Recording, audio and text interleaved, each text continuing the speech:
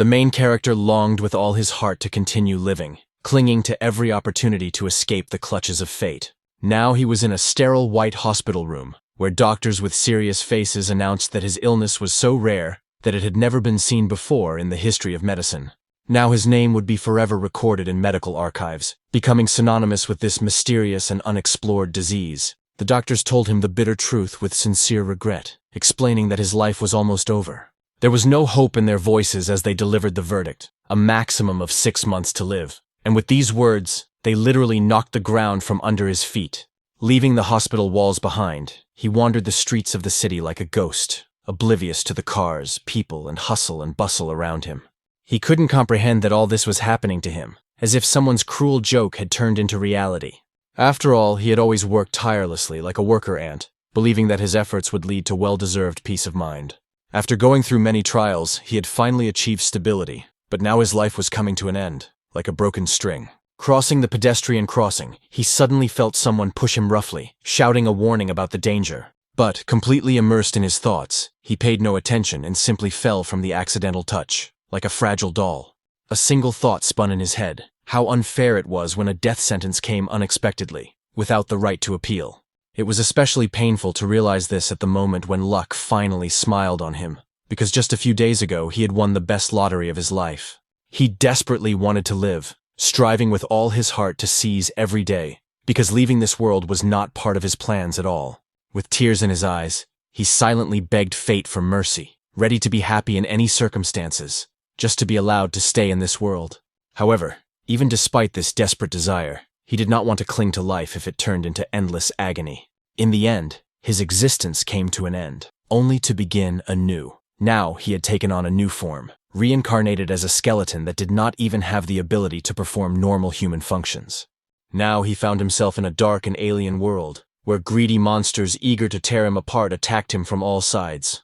But in this new body, he had gained such incredible strength that he could easily tear any enemy to shreds, wielding his weapon with astonishing accuracy. Even though piles of defeated monsters already lay before him, someone else was still breathing in the darkness, lying in wait for their chance. A giant stood before him, whose silhouette alone would have frozen an ordinary person with terror. But the hero did not even flinch, only assessing how to quickly finish off this enemy. Without wasting any time, he pushed off powerfully from the ground, soaring upward like a shadow ready to deliver a deadly blow. There was no fear in his mind, only the joyful thought that the end of this mad journey was near.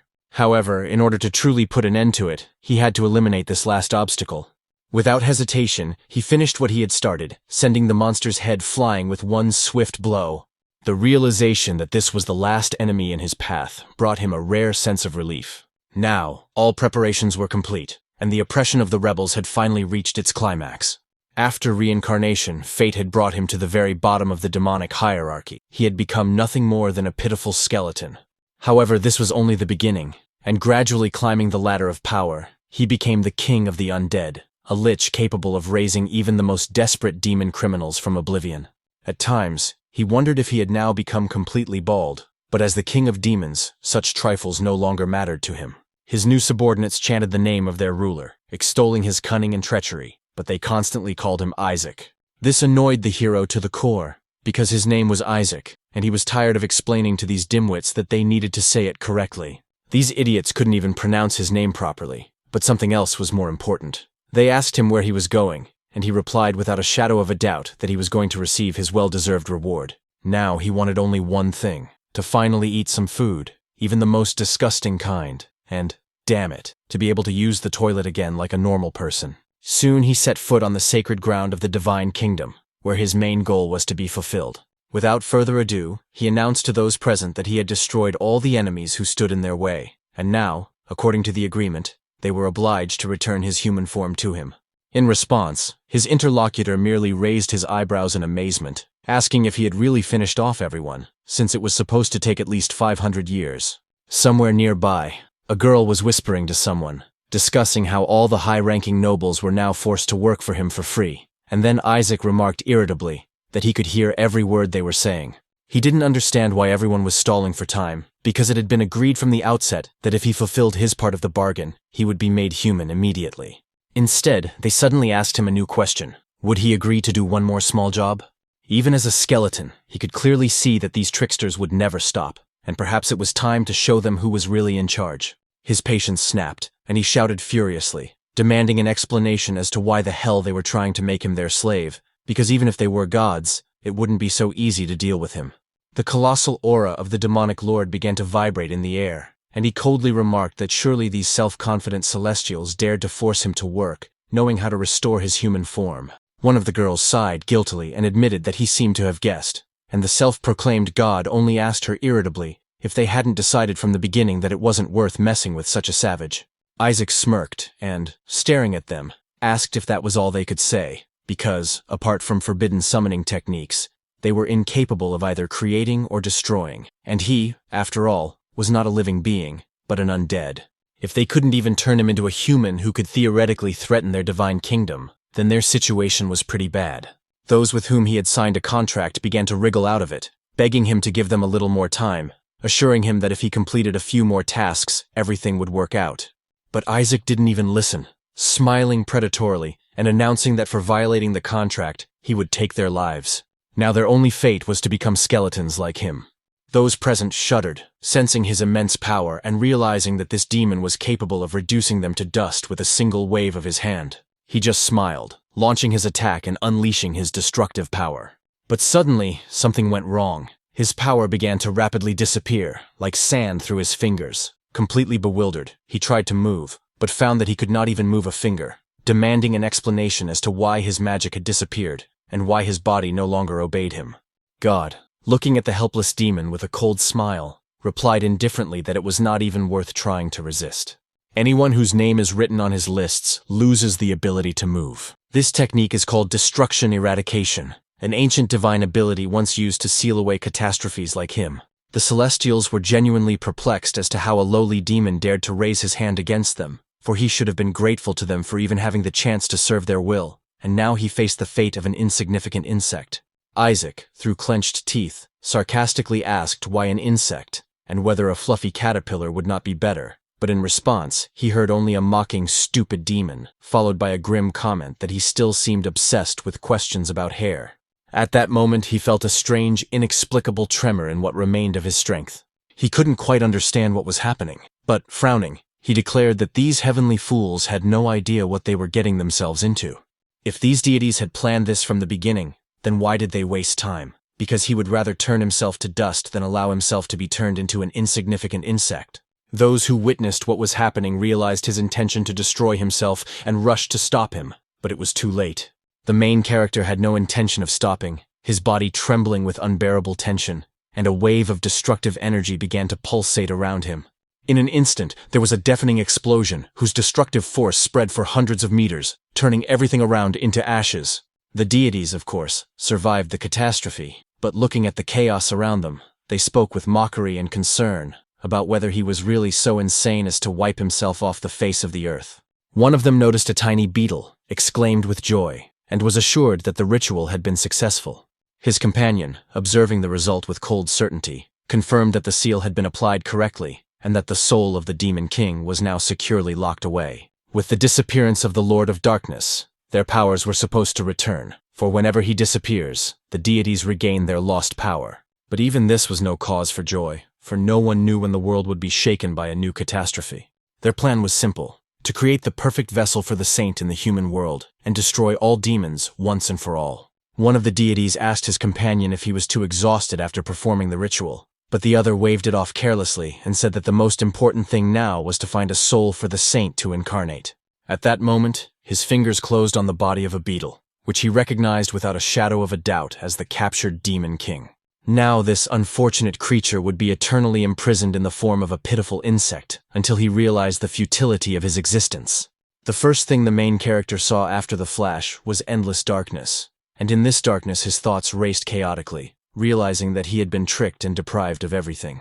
Perhaps he had become stupider because his mind was now trapped in a skeleton's body, although he had no particular desire to think about it, especially when a dazzling light flashed before his eyes. No sooner had he thought that he no longer had arms than he saw two small palms, like those of a baby, and was surprised to feel the softness of the skin, the warmth, and the beating of life inside this body. It was unthinkable, but it seemed that he had returned to human form. What a vile game had been played by those who hated him most in the world, for surely they had made a mistake when sealing him away. His train of thought was interrupted by a gentle female hand lightly touching his face, and then a girl leaning over him called him a saint and joyfully announced that he had finally awakened. Judging by her clothes and manners, she was a maid, and the man standing next to her remarked with a slight smile that it would have been much better if he had slept longer. Isaac was confused, wondering who these people were, nurses or executioners, and whether he had truly become human again. Suddenly, the expressions on their faces changed, and with a sigh of feigned regret, they declared that, although it was unfortunate, their duty came first, which meant that even though the saint had just awakened, his time had already run out. With impassive resignation, they informed him that he would have to fall asleep again, but this time forever. At that moment, he noticed one of his hands clutching a small bottle containing a strange green liquid that glowed ominously. There was something frighteningly absurd about the realization that he had just been killed, then reborn, and now they wanted to send him back to the other world again. The man wasted no time, sharply bringing the ill-fated bottle to his lips, determined to do his job. However, Isaac struggled with all his might, jerking his head from side to side, just to avoid touching the suspicious substance. The man holding him frowned and asked with genuine horror why he refused to drink, but Isaac couldn't believe that this guy was serious. He had just acquired a human body, and now he was expected to voluntarily swallow something suspicious. He had been given clear instructions to behave properly, open his mouth, and accept his fate meekly, but that option did not suit him at all. However, what shocked him most was not that, but the fact that the stranger called him Isaac. The idea that he was being addressed as King Isaac seemed like a ridiculous mistake, because his real name was Isaac, and that couldn't be a coincidence. Obviously, when the deities performed the exorcism ritual, someone made a trivial mistake in spelling the name. Now everything fell into place. The seal had not worked, and instead of disappearing, he had been reborn in the body of his namesake. It turned out that these self-confident divine fools had ruined everything because of one tiny typo. While he was trying to make sense of what had happened, they mercilessly shoved the bottle into his mouth. Summoning all his strength, he resisted desperately, clenching his lips, until the man, growing increasingly irritated, called for help from his accomplice, unable to understand where the baby got so much strength. However, as soon as a drop of liquid touched his tongue, he realized that it was just vegetable juice, albeit so disgusting that it resembled garbage from the kitchen table. He had not yet had time to get used to his new body, but he already felt a sinister premonition awakening within him. At that moment, in the heart of the Holy Empire of Hela, within the walls of the Central Eastern Temple, they were preparing to receive important news. The Holy Father walked slowly through the temple, anticipating the moment when he would be told that the boy had finally left this world. Suddenly, another man appeared in the bishop's path and smiled as he announced that he had good news worthy of the Lord's ears. It was none other than the Emperor of the Holy Empire of Helen himself, Alexander Heathcliff Hela, a majestic figure whose presence caused those around him to freeze in reverential awe. The representatives of the church, not daring to show disrespect, bowed before him, greeting the one they called the shining sun of the empire. However, Alexander, who did not tolerate empty flattery, immediately asked a direct question. What was the bishop doing here, and why were such important matters being decided without him? The old man, putting on a submissive expression, replied that Joshua's family had come to greet the candidate for sainthood, for the Holy See was extremely concerned about his fate. The emperor nodded, instantly grasping the essence of what was happening, and calmly said that if it was a matter concerning a saint, he himself must personally verify that everything was in order. After all, if the saint was left in the care of the papal throne, and something suddenly happened to him, the consequences would be far from rosy. His interlocutor, pretending to be puzzled, was about to reply, but at that moment a loud, piercing scream rang out, causing everyone to prick up their ears. The scouts immediately reported that the scream was coming from the room where the candidate for sainthood was staying, and the bishop, unable to hide his delight, just smiled crookedly. However, Alexander did not waste any time. Rushing into the room, he demanded to know where the boy was. A maid stood in his way and stammered that she was not screaming because of distress, but because of delight. Her eyes shone with delight as she asked everyone in a trembling voice to pay attention to this little angel. He was eating so well. Beaming with pride, she pointed to the empty bottles, stating that the baby had already drained 15 servings of vegetable juice, which shocked the bishop. He simply could not believe what was happening, how the boy was still alive after such a monstrous dose. After all, if anyone knew the true nature of this juice, it was him, and a barely noticeable flicker of concern passed through his eyes. Just a few minutes ago, Isaac had felt something sinister slowly entering his body, but he did not give in to panic. And then, a moment later, he realized that the feeling was familiar to him. Sviatagub was a deadly poison that mercilessly destroyed the holy energy in the bodies of servants, acting gradually but surely, and inevitably leading to death if the dose was exceeded. However, the boy only smiled, realizing that he could turn this poison to his advantage by transforming it into the purest demonic mana. Just imagine, without knowing it, they had literally recharged him, the Lord of Demons, with such powerful energy for free. Well, since they were so generous, let them bring more. He would drink every last drop. After drinking the contents of one bottle, the boy screamed, trying to get them to bring him another bottle, and the man asked if he really wanted more. This pleased him, and he said that he would gladly give it to the child. The more he drank, the better, because the poison, or rather the vegetable juice, would not work immediately. Isaac, in turn, was just happy. He didn't know who was giving him this mana, but he was a good man. Then it became clear that all he had to do was leave his consciousness and enter his subconscious. And there he would need to find the deepest point, that is, the world of the beginning.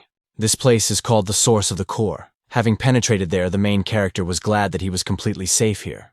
Inside, it became clear that now he needed to concentrate. He was going to collect the transformed mana and place it in the core. He wanted to cast a spell, but without it, it would be a small contribution to the future. However, while doing so, he saw a magical explosion. Although it soon became unclear what this mana core was, because it should be three-colored. But to his surprise, he sees that it is completely white. But in principle, to hell with it. He hadn't even gathered mana normally, although it was surprising where all this energy came from. It still far exceeded his expectations. It's very interesting how much blessing they crammed into this little body. If he works hard at it, he could become a much more terrifying monster than he could ever imagine. Looking at his new name, Isaac, the boy chose survival. The boy decided to survive because it was his deepest desire, burned deep into his soul. This was the beginning of what eventually became the King of Skeletons, and with its help, he was able to create unique skills and enhancements.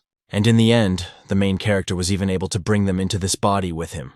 While he was in his subconscious, the people who were trying to kill him wondered if he was dead and needed to check. Suddenly, the boy raised his hand, and the man was shocked that he was still alive. The boy began to mumble something, but since he was a child, nothing was understandable. And he, in turn, wanted to be with you, so they brought him another bottle, a stronger one.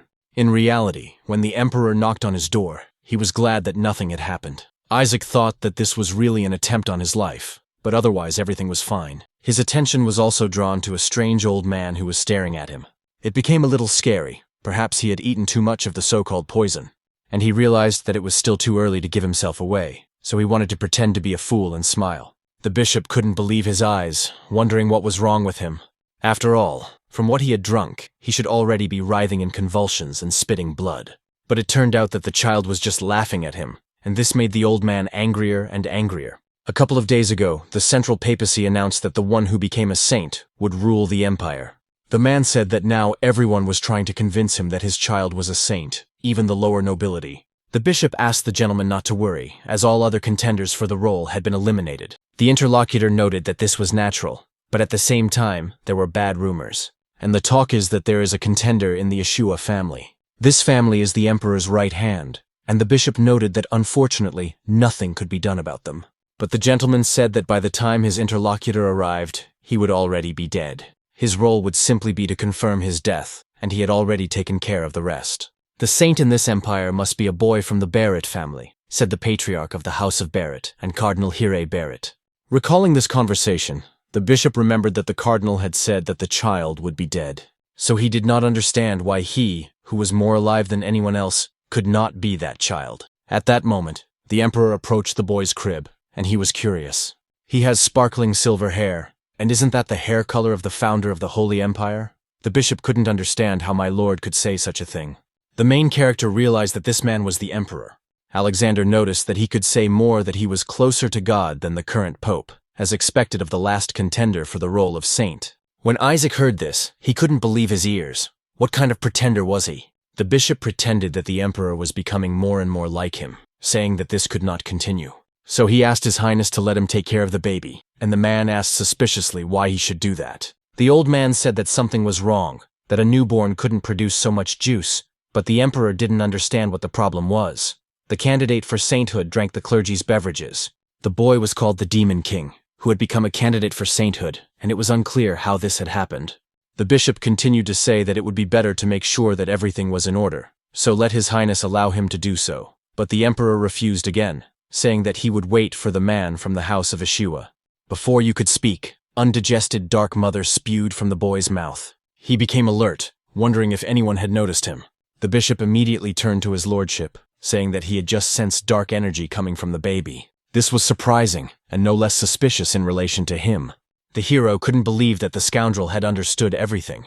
The old man said it was quite possible that he possessed mana, and that was unacceptable, so he would contact the Inquisitor immediately. The emperor asked how he could say such things about the president.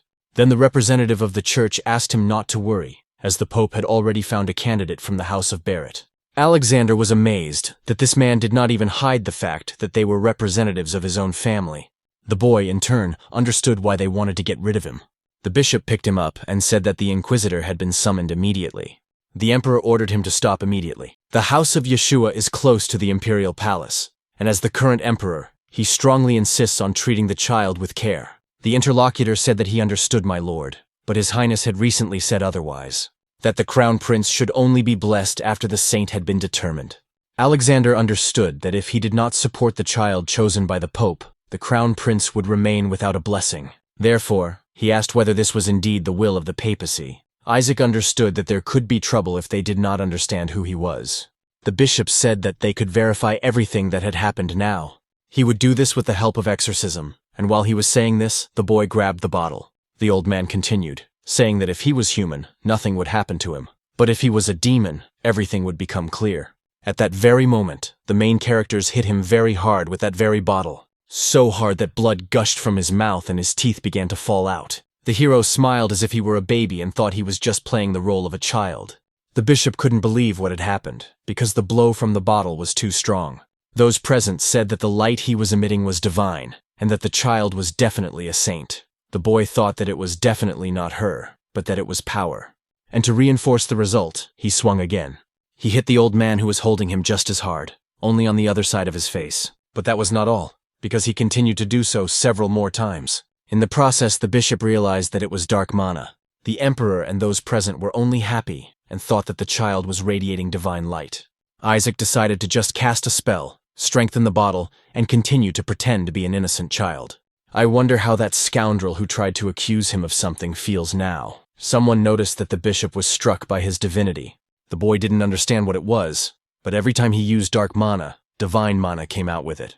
They are literally two opposites. It must be impossible to use them together. It seems to be because of this white core of mana. While the boy was thinking about this, the bishop came to his senses a little and grabbed the bottle.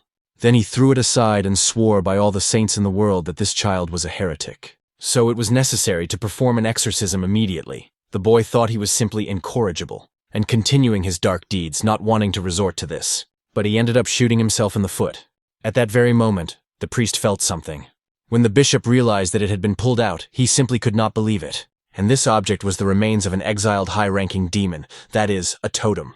It was an object that had inherited the ability of demons to absorb the powers of their own kind, which he carried in case of demon attacks. The old man couldn't understand how this baby could know about it at all, but he was even more shocked when the boy threw the object aside. At that moment, Isaac wanted this bastard to watch carefully, because he couldn't leave him alone. And now it was the main character's turn to attack him. When the demonic hand fell to the ground, he used his power, and the demon burst out of it.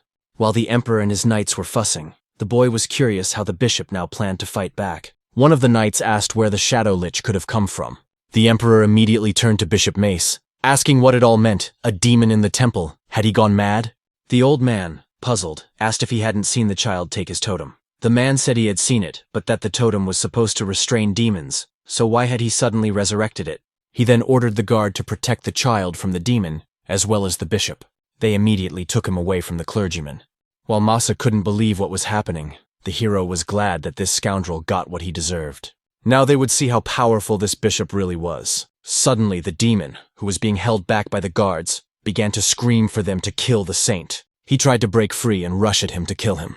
At that moment, the knights were ordered to protect the young lord. Isaac couldn't understand what was happening. He must have completely lost his mind. He had just been brought back to life, so why was he suddenly attacking him? Although he was protected by flowers and knights, so everything should be fine. But when they began to fall one after another, the boy wondered if they were really stronger. The demon continued to attack, saying that the saint must be killed to save the imprisoned king. Because of this, the main characters realized that they had to get rid of him first. In all the confusion, hardly anyone would notice his own mana. Life had just begun, and every other person wanted to take his life. He even saved this demon, and this is how he repays him for his generosity. Using his power as the demon king, Isaac showed his aura and strength. At that moment, the demon who attacked him realized that he was facing the skeleton king. Something began to happen to the baby's body at that moment. It literally began to exude divine energy. Those present also could not understand what was happening, but the dark creature in the form of a demon was being burned by the divine power. Therefore, it had no choice but to flee from this place. One of the clergymen shouted that it was a demon running away, which meant that it was definitely a holy power, and that Mr. Isaac had killed the supreme demon. It was amazing, considering he was still so young. The main character himself did not understand what the hell was going on, but it was reality, holy power. It was unclear what was wrong with this situation, and soon the divine energy ran out. Then he wondered if his mana could be converted into holy power, although it was unclear why he needed to collect it for the Holy Empire, as it was impossible to find. While he was thinking, the bishop was being attacked, and he was screaming to be let go. This child they are protecting is a heretic with demonic powers. It is unclear how a demon dares to enter your empire. He then asked my lord to allow him to prove it, saying that as soon as he performed an exorcism, everyone would see. But Alexander told him to stop accusing an innocent pretender of heresy and calling on the supreme demon in the presence of their empire's knights. Even as a member of the Holy See, he would certainly not escape punishment. Despite the whole situation, the old man realized that the seeds of doubt had been sown in his mind, so he would soon find out about the spy. And if that happened at the Holy See, there could be problems. Because of this, even at the cost of his own life, he was going to save his family. Therefore, using his power, he summoned a monster and was going to at least finish off the pretender. The magical creature immediately rushed towards the boy. The hero was not worried, thinking, "Here he is, the stubborn donkey finally showing his fangs." But does he seriously think that this weak attack will finish him off? However, he soon realized that things were not so simple when his mana ran out. When it became clear that there was no way out of this situation, someone came to his aid from outside. It was a man who was angry and asked who dared to harm Yeshua's child. It turned out to be the divine Azure, which meant that the knights of Yeshua had arrived, and in their minds was precisely the seventh son of the house of Yeshua. Upon arriving there, he immediately ordered the bishop to be taken into custody. But the bishop cried out to be released and did not understand how they dared to touch him. Isaac wondered where he had heard that name before. At that moment, Relai asked his knights to show respect, for they were greeting the son of Yeshua, and immediately everyone knelt down. The man apologized for delaying Isaac, which the boy already liked very much, as he was respected, which was much better than the imperial knights. Relai said that they did not expect to be forgiven for being late, but they had brought him a gift nonetheless. The boy thought it was gold and they brought him a whole ingot. But in the end, they presented him with a figurine of a skeleton king on the scaffold, and this very figurine was very similar to his previous skeleton body. The hero brought not just one, but several, where he was burned alive, and where he was beaten to death. Seeing this, the boy could not understand how he could survive in this madhouse. Those present interpreted his tears of despair as a sign that he liked it, so he cried. Isaac did not intend to think about it for long, but remembered who Yeshua was, and soon remembered that this was the saint who had attacked him back then. One of the girls introduced herself as the 40th saint. The second one shouted that she was also from that family, the 61st saint. But there was a special girl who shouted that he did not deserve to know her name, and the hero knew that they were all from the Yeshua family. Although there was nothing good about him, he was not only a contender for the role of a saint, but was also born into a family of saints. It was unclear what he had done wrong in his past life. At that moment, the bishop shouted that Yeshua was cursed. He knew that not all heretics were cursed, but it was unclear where such a monster came from. Looking at the boy once more, he shouted that he would find out exactly who he was. Just think, they brought a monster here with them, so their family is doomed. He was going to make sure that their entire house would be destroyed, but he didn't even have time to finish his sentence before a blade flew past his neck. Fortunately for the old man, the one who did it wounded him. He then told him to thank Mercy and Yeshua for the fact that his head was still on his shoulders. The hero realized that this guy was good, allowing himself to beat the bishop for insulting his family. Perhaps, if he could be persuaded, he would want to destroy the Holy See. The knights asked the young gentleman not to listen to them, that he didn't need to know this. But the boy thought, damn those morons, because he didn't like this attitude. It seems that he remembers their blue lineage. They are strong opponents. He was sure that his former henchmen would tremble in horror at the mere mention of them, and how he wanted them to stop at that moment. Soon, the emperor broke the silence, declaring that Rila was in debt. He asked if he would tell the head of the house that the imperial palace wanted to raise the child. The man remarked to his servant that he must be joking, but the boy was delighted that the imperial family wanted to raise him.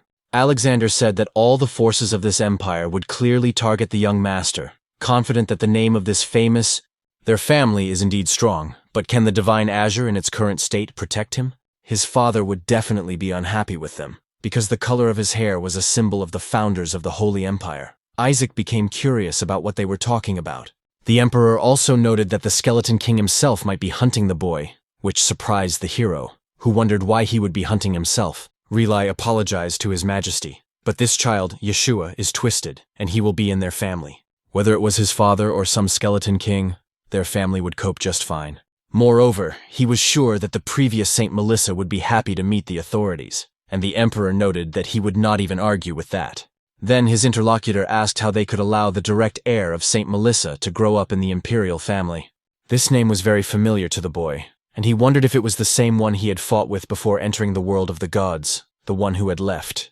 It turned out that he was not only a pretender born into a family of saints, but also the direct heir of Melissa. It became even worse to realize what kind of life this was. Speaking of saints, after countless defeats against the Skeleton King, saints were created as the strongest possible weapon.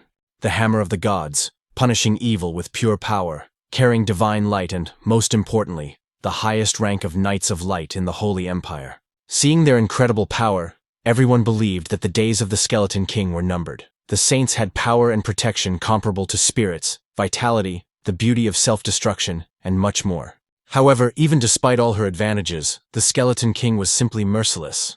He easily dealt with even this deadly weapon, but he never killed Sveta, because it would only make things worse for him if he killed the saint, as her holy energy would return to the gods. In that case, he would not be able to invest it in a new, stronger saint, but the last saint was terrifyingly strong, and the boy thought it was possible that she was now his ancestor. Rili said that saints exist solely to kill the Skeleton King, and only their family produces saints, so their goal is to carry out God's will. He was sure that Yeshua was more capable of protecting this child. The knight of this family said that this was true, and asked if they knew how many saints had died at the hands of the Skeleton King. The hero thought they were lying, because he had not killed anyone. Then they began to accuse him of locking the saint in the labyrinth because he thought she was weak, or that the 5 had died of stress. But the boy continued to think that he was not to blame for anything, and that was the truth.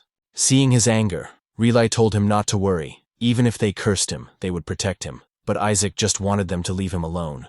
The man who was holding him kept repeating that they were happy about his birth, that his parents wanted only one thing from him. And that was for him not to grow up as evil as the Skeleton King. Isaac understood that these were parents he didn't even know, and he already apologized in his mind for letting them down. The emperor asked his interlocutor to think it over again. The Skeleton King had been sealed away 150 years ago, which surprised the boy, and he thought that Melissa was already dead. Alexander said that during this time, the demons had gathered their strength, and saints were needed not only by the Holy Empire because their power was indescribable, but also by the imperial family. But at the moment, there were no saints in the family, and Yeshua was gone. A year had passed since the saint had given birth to this baby and disappeared with her husband. The boy was extremely shocked to realize that his mother was also a saint. Rili said that perhaps she was gone, but the matriarch was still strong, and their family would protect him. Isaac thought that nothing could surprise him anymore, but his mother being a saint was even more surprising. Suddenly, the knights began to discuss whether Madame Melissa had left to deal with the Skeleton King's minions, that she would return soon, and that the matriarch would be happy to see her grandson. The main character was completely stunned, and Alexander said that it would be a long time before she returned. It seemed that the baby was not well. Was everything okay with him? Isaac himself knew that everything was not okay.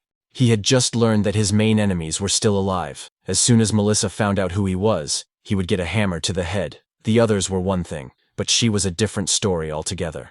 In order to survive, he wanted to go with the emperor, so he winked at him. The emperor said that if they saw him, he also wanted to go to the imperial palace, while Rili said that the boy was just used to him. Alexander insisted that they could provide him with many opportunities. Perhaps their mouths were good at raising saints, but they had never raised a bright boy before. His interlocutor noted that his destiny was to become an exorcist knight, and that the Yeshua family trained them better than anyone else. Besides, he was the first holy man in the world. It was unclear where the imperial family suddenly got their experience in raising children, but while the men were trying to divide the boy, he begged the Lord to save him from these madmen. He thought he had already decided to go to the emperor, so enough was enough. And from the very beginning, the light of survival came from the emperor, which meant that with him, the chances of survival were much greater. This opportunity could not be missed, especially since the emperor said it was a wise choice for the child. At night, the bishop justified himself, saying that he was innocent, that this monster used mana and was the spawn of demons. The one who judged him said that holy power is given by the gods, so does he mean to say that the gods have bestowed it upon a pathetic demon? The old man saw the weapon in front of him and shouted that he had definitely seen mana, or, in their opinion, he could have confused mana with holy power. He was then informed that the Holy See had already passed its sentence. When the blade was at the man's neck, he realized that it was the end for him, and the cardinal continued to say that it was blasphemy. After the bishop's murder, the subordinate informed his master that he would organize another group of assassins, but the latter replied that there was no need to do so, as the emperor would take the child. There would be plenty of opportunities to get rid of him in the imperial palace, so this time he would definitely die. Now the main character was heading to Yeshua's estate. A couple of days ago, he didn't understand what that bright light was, but Riley kept telling His Imperial Highness that their family's estate wasn't a very good place to raise children. Surely for him, but simply filled with the corpses of demons and manacores, the boy saw survival in this man, which was so vivid. Riley noticed that the only thing worth paying attention to there was the corpse of the Skeleton King. The hero was surprised, wondering whose body it was and why these monsters wanted it, and it was unclear why he hadn't told him about it before. But now he had decided that he would be on Yeshua's side, so he smiled sweetly at his uncle, trying to tell them to go to them. Riley simply melted when he saw this with his own eyes. Thus, the main character thought he had traded his life in the palace for the army, but there was nothing left to do. If he wanted his body, he had no choice. The body in which he had accumulated and purified old commands so that he could be compared to the gods. If he could get it back, then 10th rank magic would be no problem. Moreover, he had never seen such a vivid survival in his life, which meant that it would be much easier to survive with his uncle at the Yeshua estate. As they rode along the road, the knight asked why the Holy See needed a young master, and the boy was also curious about this. Then Riley said that a prophecy had been given. The gods say that the saint will become their son. This meant that he would also be the next pope, and that was exactly why the House of Berith was so eager to have a child who would become a saint. The hero was horrified, not understanding what the hell was going on. He knows perfectly well that the Pope is the most powerful cleric capable of using 10th rank holy magic. For clerics and holy knights, he is undoubtedly a ruler. In the Holy Empire, his power is second only to the Emperor himself. For thousands of years, all popes have come from the same family, so it is quite understandable why they are so unhappy, and it explains why other families are trying so hard to prove that the saint belongs to them. The boy's thoughts and the men's conversation were interrupted by a sound from outside. Riley asked what had happened, and the coachman replied that they had arrived at the duchy, but there was a problem. Guards stood in their way, and informed them that entry to the duchy was closed. The boy did not understand what was happening, but his uncle was very angry, saying how dare they do this, surely they recognize the coat of arms of Yeshua. Apparently, they hadn't been taught anything at school, because suddenly his interlocutor's face changed. It turned out that they were not humans at all, but most likely demonic beings. They said that the entrance was closed because the Holy Child must die. The hero was terrified again, because he had forbidden them to enter human lands. It was unbelievable what this new king of demons was doing. One of the demons announced that you pathetic humans should listen carefully. Their king had ordered them to kill all the saints. Isaac thought that it was true that a new king had ascended the throne, but he heard the words that the demon continued to say, and in the end, they were doing it in the name of the great skeleton king Isaac. The boy was truly horrified, not understanding when he had ordered them to do such a thing. The demon said that if they left the child, His Majesty the Skeleton King might spare them. He didn't even have time to finish the sentence before he was destroyed. The other dark creatures were surprised. It was Riley who did it. He asked how they dared to say that to the exorcist Yeshua. He would then grant them a painful death, so let them listen. In the name of all the simple things in life in this world, their family would destroy evil. The knights immediately grabbed their weapons and shouted that they would go to the very depths of hell to destroy the demons. The Skeleton King was simply cursed, and he did not even think that he would send his minions to retrieve his body. The demons also became angry and rushed into the attack, not understanding how he dared to mention the great Isaac. They would revive his majesty at any cost. The knight who was protecting the boy ran out of the carriage. He began to flee the battlefield so that the child would not be caught up in the fighting. Isaac couldn't understand what was going on here, whether someone was pretending to be him or what. The defender put the boy on the ground and asked him to wait. He would be back very soon. After saying these words, he created some kind of magical barrier.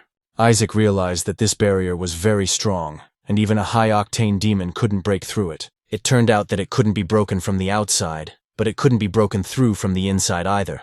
Since that was the case, he decided to activate his survival instinct and burst of magic. He wanted to be heard by the whisper woven from magic but possessing a mind, the one who was watching. The entity he saw was delighted to see its master, and the boy noticed that it understood everything. They hadn't seen each other in a long time, but he asked it to be quiet.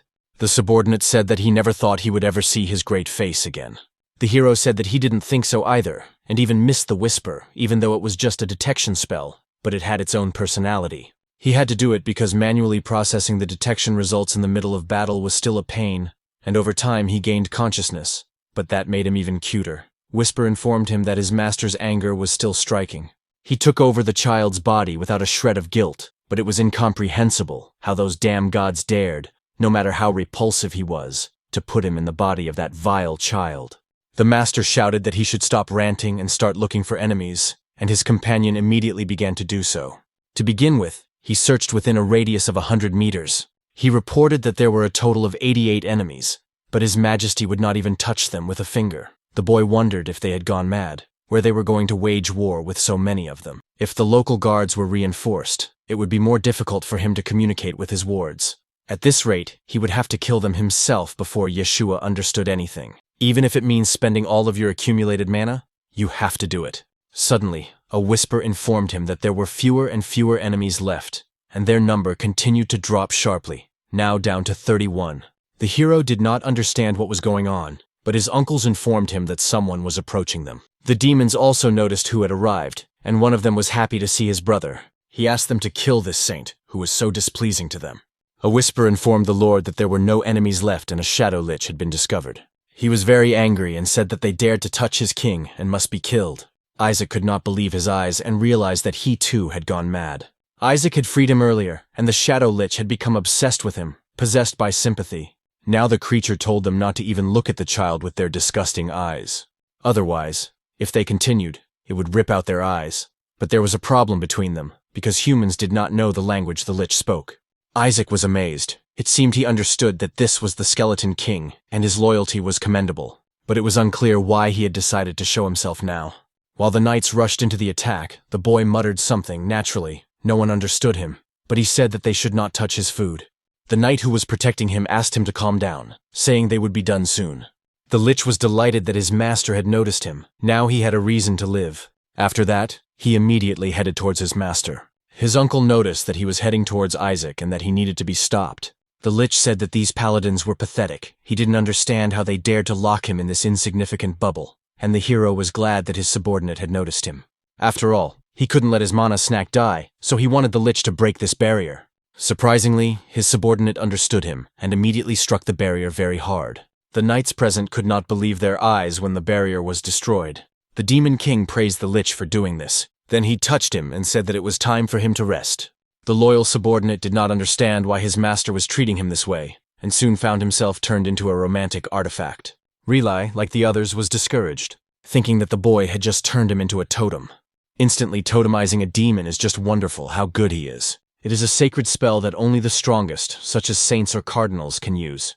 Relai was not as happy as everyone else. He said it was totemization, but he did not feel a drop of that power. The knight noticed that convincing a person reveals their potential, and this lich immediately rushed towards the young gentleman, surely realizing that the child was a threat to his existence and trying to get rid of him first. The young gentleman is so great that he is definitely a saint. The commander understood that this man was right. The demons had indeed come for him. Even if he was not a saint, he was definitely special. But unfortunately, it was unclear why it was this boy.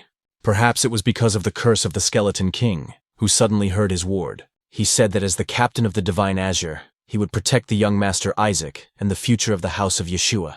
This struck Rila, and he realized how foolish he had been. They fear the curse of the Skeleton King, when the future of his house is very strange. So he suggested that Isaac go home, where his uncle would teach him many interesting things. He had incredible potential and would make an excellent paladin, but Isaac didn't care about these paladins. He would rather have his old body back. Suddenly, he heard his uncle say that even if he was not destined to live a long life, he would find a way to save him, and his name would be famous throughout the continent. The boy became curious about this ominous prediction. It wasn't long before they arrived at the ducal mansion of Yeshua. After looking around a bit, the main character saw how pompous this place was. But this horrified him, because it meant that they were destroying demons and still living in luxury. He wondered how much all these decorations cost in total. Damn bourgeoisie, he had to beg, and his guys barely ate. Whisper asked the gentleman to look at their shitty castle in comparison. This was simply paradise. Even a couple of statues from here were worth 10 of their castles. While the boy was angry, Reali said that this was the mansion of Yeshua, the cradle of exorcism on this continent. He asked him to look at the knights, saying that when he grew up, he would become like them. The people there were training on a mannequin they called the Skeleton King. Isaac didn't like it at all. He didn't understand what they were teaching these children.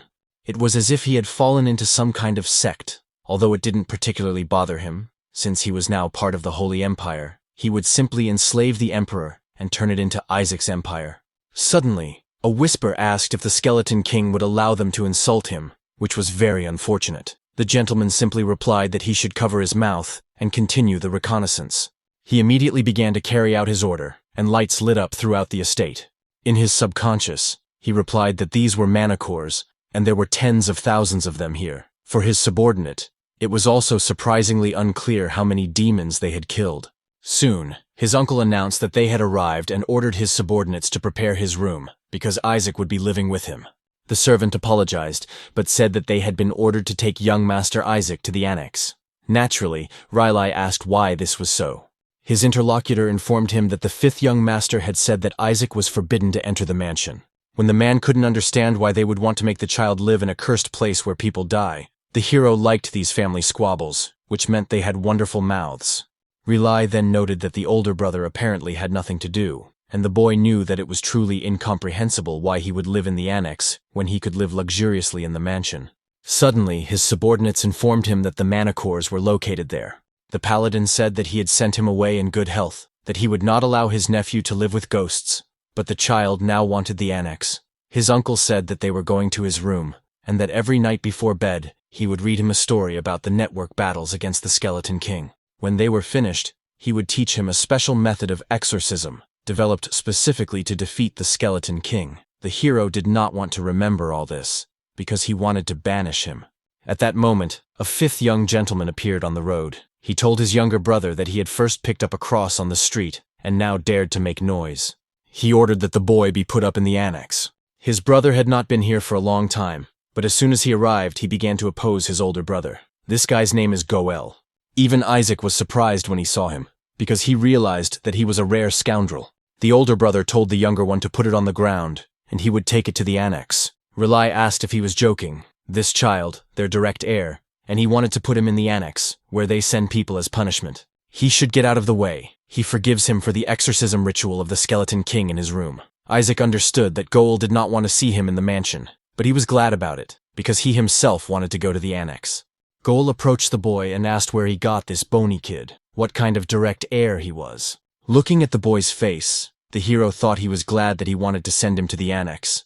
But despite this, who was he anyway? A priest or a robber? Although it didn't matter, he had to go to the annex because his manacores were sitting idle there. Reili didn't want to go and told his brother that he knew why he was sending him there. He wants to make him look like a curse so he'll drop out of the fight for the inheritance. The hero was intrigued. He understood that he needed to suck every last drop out of this family to become a saint, and then the Pope, because how else could he take revenge on the gods?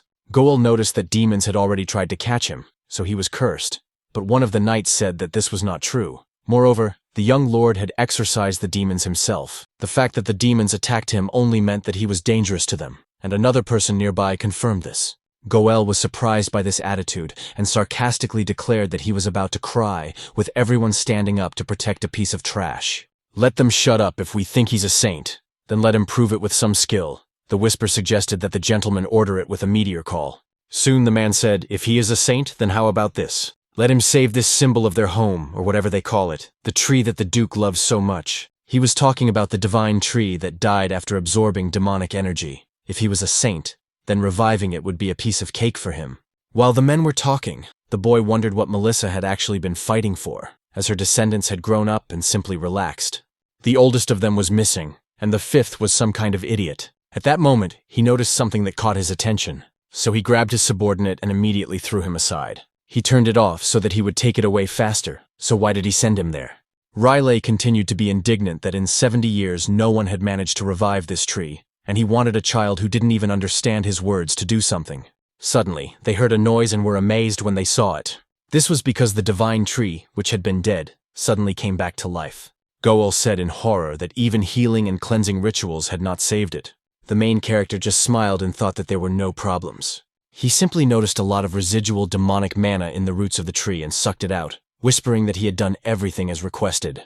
The knight did not understand what young Lord Relay had done, and he said that he had done nothing. In the end, everyone found out that it was young Lord Isaac and began to rejoice. But Goel asked if they had gone mad, because no one in their entire estate could do anything, and here, in their opinion, a baby had succeeded. In any case, someone had intervened, and it was Relay. But no one listened to the man, for the knights were glorifying the saint. Goel was rightly angry about this and asked his brother what he had done. The latter was puzzled, and his older brother rushed at him, saying that he had received the power of the saint and was now pretending that this trash had done everything. While those present were arguing, they did not understand what was happening, and the boy thought that the demon hunt would have to wait and that Melissa should return and take care of his upbringing. It was unclear why the uncle's older brother didn't look anything like Melissa, while the uncle himself looked like she was wearing a man's suit. Whisper noticed that he might be half-blood, and the gentleman liked this version, and he thought to himself, doesn't he look like his father? And Goel continued to shout that he knew everything and that it was time to stop hiding it, that he didn't understand why they had brought this trash here, that he just wanted to push him into sainthood, and that was all, and that they already had a candidate long ago. Isaac was curious to know who this scoundrel wanted to see as a saint. Then his ward noticed that he was too calm for someone who had competition. The hero said that he did not consider his competitors to be his equals, while Relay asked if he really wanted to be with him, since he had abandoned him, and the boy was their nephew and the son of their older brother. So he has every right to the inheritance. Goel called him stupid, asking what kind of older brother he was, the one who ran away as soon as he smelled danger. He simply presented them with the fact that he had fathered this trash and disappeared without a trace, and the boy understood why they treated him like a bastard. The man continued to speak, but he was surely the son of a saint. She was just a half-breed picked up on the street, but still a saint. However, is he sure that this is their brother's son? He certainly looks like her. If she wants to be useful, let her sit in her room and give birth to one child after another. Before he could finish the sentence, his brother's fist flew into his face. The main character was glad that this excellent upbringing had also taught him many good things.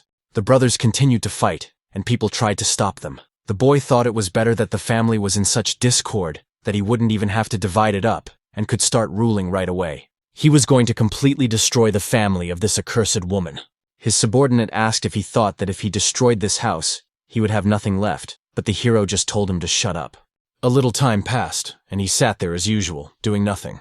But at that moment, he became very angry, thinking about how she was freezing him out. He was in some kind of discussion. They were saying that another boy had been born, but why should they raise him? Isaac was now convinced that the entire house of Yeshua was for the insane.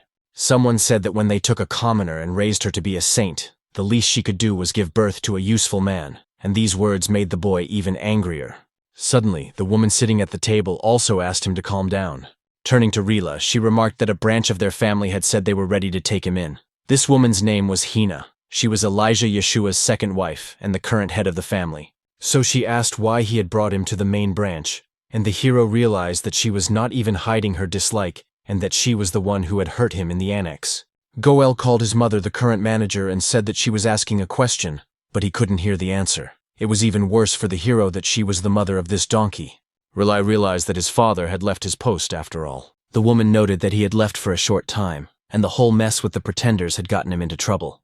Riley said he was sorry. He should have been told that his first grandson Isaac had resurrected his beloved divine tree. Those present could not believe that this had happened.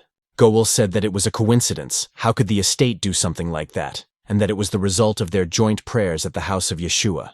The old woman said that she agreed, and that the head of the house had been trying to do something with it for many years, but it was unclear how a child could handle it. Hana supported her, stating that more importantly there was no evidence. The others agreed, but the boy did not like any of this. He understood that they wanted proof and were going to show it to them. Therefore, using his own power, he immediately attracted the attention of those present. He wanted these scumbags to watch closely, and soon someone shouted that it was the power of the divine tree. It seemed that Isaac had indeed rid the tree of the poisonous mana. The old women began to say that they knew there was still mana left, but how the baby got rid of it, they noted that it could not be otherwise. He absorbed the mana and embodied it right before their eyes. A man sitting nearby said that it was true that expelling it was a difficult process, and if one was not careful, the tree could die completely. That is why the head ordered to cleanse it, not to expel the mana. Goel was horrified. I think, do they really want to say that this adult piece of meat has abilities? Relic said that Isaac had undoubtedly followed his instincts and expelled the mana from the divine tree. This infant was able to accomplish in a matter of seconds what no one in their entire lineage had been able to do in 70 years. His older brother dismissed it and shouted to the elders that it was nonsense. It was incomprehensible how a baby could perform the exorcism ritual. He couldn't even speak yet. If they allowed such rumors to spread, their house would become a laughingstock. Just look at him. He doesn't even look like his older brother, and he certainly doesn't have the blood of Yeshua in him. He's probably the son of some beggar from the slums. In defense of the boy, Relic asked them to listen to him, saying that one day this child would become a saint, and in the future he might even become pope. But his greatest achievement would be killing the skeleton king. Hana thought this was ridiculous. She thought he was digging his own grave, so she said that if he thought so, then he should prove it. She would request access to the treasury of holy artifacts. Northwest of the Holy Empire of Hala, in the Black Forest, a battle with a monster was taking place. The man who had just killed the creature hid his weapon and said it was boring. Suddenly, a subordinate brought him over and greeted him, and the leader asked what had happened. His interlocutor reported that the current deputy had requested access to the treasury of holy artifacts. Eli said that he had already said that the Holy See would not be given access to it, and the subordinate said that she was not asking for the Holy See. His grandson saved the divine tree, so the deputy wants to check if he really is a holy boy. The chief turned to him and asked why there was a saint in his house. He refuses to let anyone but the claimant survive in this place, so let them stop their senseless arguments and exceptions. He will not allow it. Suddenly, a woman's voice appeared behind him, asking for permission. So it was Isaac, and he saved the stagnant tree. In that case, maybe it's worth checking him out after all. It's the matriarch of the house and former Saint Melissa Yeshua. And since they were going to open the treasure chamber, perhaps they could throw all the contenders in there. The ward asked if a child from another house could take the most valuable artifact, and she replied that it would be even better, that it was long overdue. Even the greatest saints in history couldn't do it, but with him, they would definitely be able to find the skeleton king and get rid of him once and for all. Moreover, she generously intends to reward whoever can carry him out of there. Let everyone know that whoever can bring out the most valuable artifact will receive a reward that even the papacy could not have dreamed of. They will receive not only a hidden family heirloom that has been passed down from generation to generation, but also personal instruction which she herself will provide.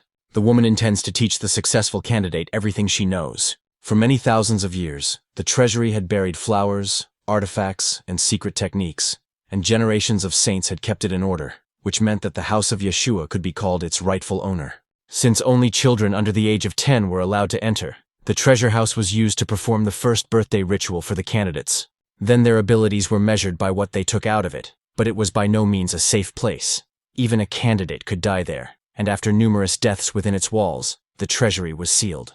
Speaking of this, the Whisperer asked the gentleman if he could take the holy treasures out of it, and he asked why he was involved in the exhibition. The interlocutor did not understand if he was not waiting for this moment, to which he received an affirmative answer. Because they say that the body of the skeleton king is located there. At that moment, a knight approached the boy, asking if he really couldn't wait any longer. The matriarch opened the treasury to all the contenders. Children from all 5 great houses will gather, even from the house of the accursed father. But the man is confident that he will win. Isaac thought that it was even better that way, because if there were many children gathered, their attention would be scattered, and that meant it would be much easier to take the body. At the same time, Relic asked him to be careful. The treasure chamber is guarded by demons captured in war, and now the boy understood the danger he was in. No big deal, since they were captured. They were clearly below 6th rank or lower. It would be enough to simply intimidate them, but suddenly his uncle informed him that 8th rank demons were not easy opponents, And while the men were discussing, the heroes did not understand what kind of high-level demon had allowed itself to be captured. Whispers told him that they were all crazy to think it was a good idea to put a dragon in a place where children celebrated their birthdays. But still, the Dragon Lord's incredible knowledge would help him cope. Suddenly, he saw the former Demon King looking worried. The boy thought that dragons were dangerous, but for a completely different reason. It turns out that he had been breeding these creatures constantly, so a huge number of dragons had turned against him. Isaac realized that things were bad, and that their incredible memory would be bad if they noticed his soul. There was no other way out, since the treasuries of many high-level demons and dragons, with his current powers, he could only deal with enemies of the 6th rank. In order to defeat them, he needed to sneak into the annex where all of Yeshua's military trophies were kept, and, of course, steal the mana cores from there. After a while, Isaac sat down and looked through a book. Whisper asked the gentleman if everything was all right with him. He looked as if he was about to be played with. At that moment, the boy was reading a book of saints about 10 spells capable of destroying the Demon King. The boy thought to himself that if only he knew how to control this power, he could easily learn it. He wished someone would tell him about it. All he needed to do was control his mind and make him learn. The whisper told the gentleman that he was using dark magic in the center of the clergy. Did he really want to raise this house to the ground, revealing his demonic nature? The hero could not understand what had happened to him over the past 150 years, then began to mutter something, saying that he did not understand anything because he did not know the theory. Then his uncle approached him and said that he looked tired. It seemed that the day had been really busy for him. Isaac thought that was right. Children his age should sleep 16 hours a day. Suddenly, the man next to him started doing something. It turned out to be a holy spell of restoration. The boy liked it, and he wanted his uncle to use an attack spell next, but a whisper asked him not to move. He needed to go to the annex as soon as possible so that they would leave, and then the hero realized that this was true. You need to escort these people as soon as possible, so he decided to fall asleep. Whisper didn't think anyone would fall for such poor acting. But the paladins were glad that Sir Isaac fell asleep so quickly. He was an amazing child, quick at everything. Then they began to leave the room so as not to disturb the baby. The main character's subordinate was surprised by them. Suddenly, one of the men said that something was dangerous there, so they needed to take him with them. It was perfect that he said it was very valuable, that it was Isaac's first totem, and needed to be protected. The boy thought he had to resurrect his subordinate and wanted them to leave him. But in the end, they took it away from him, which was bad because the boy needed to extract mana from it. Although it's not so bad now, he can collect it from the annex. So he was going to carry out his plan, and Whisper asked if he really wanted to crawl all the way to the annex. The hero replied that he had a plan, so he simply asked to open the door. The subordinate said he would do everything, as he couldn't carry him all the way. Then he reported with surprise that his uncle had closed the door. The locking mechanism was on the outside, and it was even covered with your spell. Isaac ordered him to break it, but his subordinate pointed out that they would think they were being attacked and come running. This angered the hero even more. He thought he was going crazy, and he couldn't hold out just by whispering. If he used magic, everything would become even more complicated. It became unclear how to escape, and suddenly the front door opened. A child entered, not realizing that he had gotten caught. He held a totem in his hand and looked at the boy with contempt. Then he said that this child couldn't even walk, and that was terrible. This boy was the son of Gowl Joshua, and the holy candidate of the Joshua family, whose name was Shuri. The hero immediately wondered if this was his rival. The boy who had arrived thought that the totem he was holding in his hand couldn't even make him a genius. So this brat couldn't make it either. Suddenly, he began to use his magic, attracting Isaac's attention. Then he proudly announced that he would become a saint. It was unclear how this boy dared to desire what belonged to him. All this was his plan to save himself from Joshua's curse, but the hero did not want to listen to him, and, using his power, struck him with that object. Then Isaac smiled because he had found someone to carry him. Shuri, angry, asked if he even knew who he was. The boy realized that he looked like that bully uncle, so he must be his son. He saw him gathering holy mana to attack him. Thus, he definitely deserved a couple of blows. This insolent scoundrel just had to accept that he would be his porter. The rival for the position of saint realized that he was doomed. So he soon used a barrier spell, asking if the kid really thought he was so special. Seeing the boy's surprise, he couldn't believe it, and then he started saying that no one his age could use third-rank holy magic. But it was too early for him to be surprised. He used a skill of that very rank called Radiant Holiness. With this very power, he tried to attack the child, and the hero realized that it was impressive, yes, the projectile of Radiant Holiness. But it was impressive for a different reason, and he thanked him for the food. And then he began to gradually absorb all this power. Seeing what was happening, Shuri was amazed, because it was such a powerful protective spell. Isaac was curious how this boy could use this spell, because his uncle had not taught it to him. But now he could easily do it himself because he was grateful for the lesson. Shuri didn't want him to be attacked, but the hero didn't care. The boy even asked him to stop, but it was too late. And soon his own attack, which he had recently performed, struck him with even greater force. Whisper noticed that it was quite pleasant. But how could one kill a direct member of one's family? The hero asked what it meant to kill, because in the end, he didn't even scratch him or hit him. Shuri got up, angry at this kid, and said that if he couldn't even hit him, he shouldn't have scared him. No matter what holy arts attacks he used, he couldn't defeat the holy candidates, who had already awakened at that moment. It was the same dark lich who declared that this boy dared to attack his king. That only meant that he wanted to die. Shuren couldn't believe it, and was very frightened. And the former demon king climbed onto his subordinate and laughed. He declared that this scoundrel was taking him where he needed to go. Shuren Joshua was going to become a saint, no matter what. He wanted to escape from Joshua's cursed house and be a father. But now he was terrified, and didn't understand why this little brat was bossing him around. The main characters, in turn, directed him straight to the right annex. The boy did so because he was frightened by the lich, who had just ordered him to move before he tore the insignificant human creature to pieces. In the end, Shuri decided that right now he would just focus on surviving. But at the same time, he really wanted someone to save him. Isaac's journey continued, and he drove his cab. Of course, he didn't like the way the boy was driving him, and Shuri couldn't understand where he was going in the middle of the night. Soon he realized that they had arrived at the eastern wing of Joshua's mansion, but it was a terrible place, filled with smoke and information.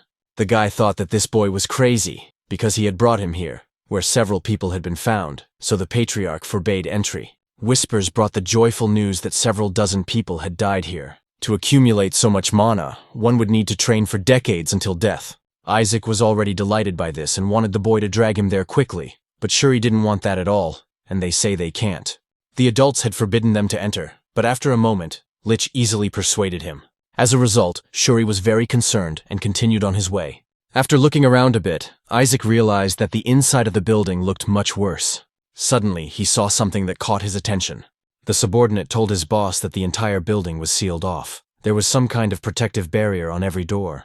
The young man carrying the baby asked to return here because everything was sealed anyway. Suddenly, the hero screamed, frightening the cab driver. At that moment, he also grabbed him by the hair, and the boy asked him to let go. Then they came to the portraits, and they were of past patriarchs.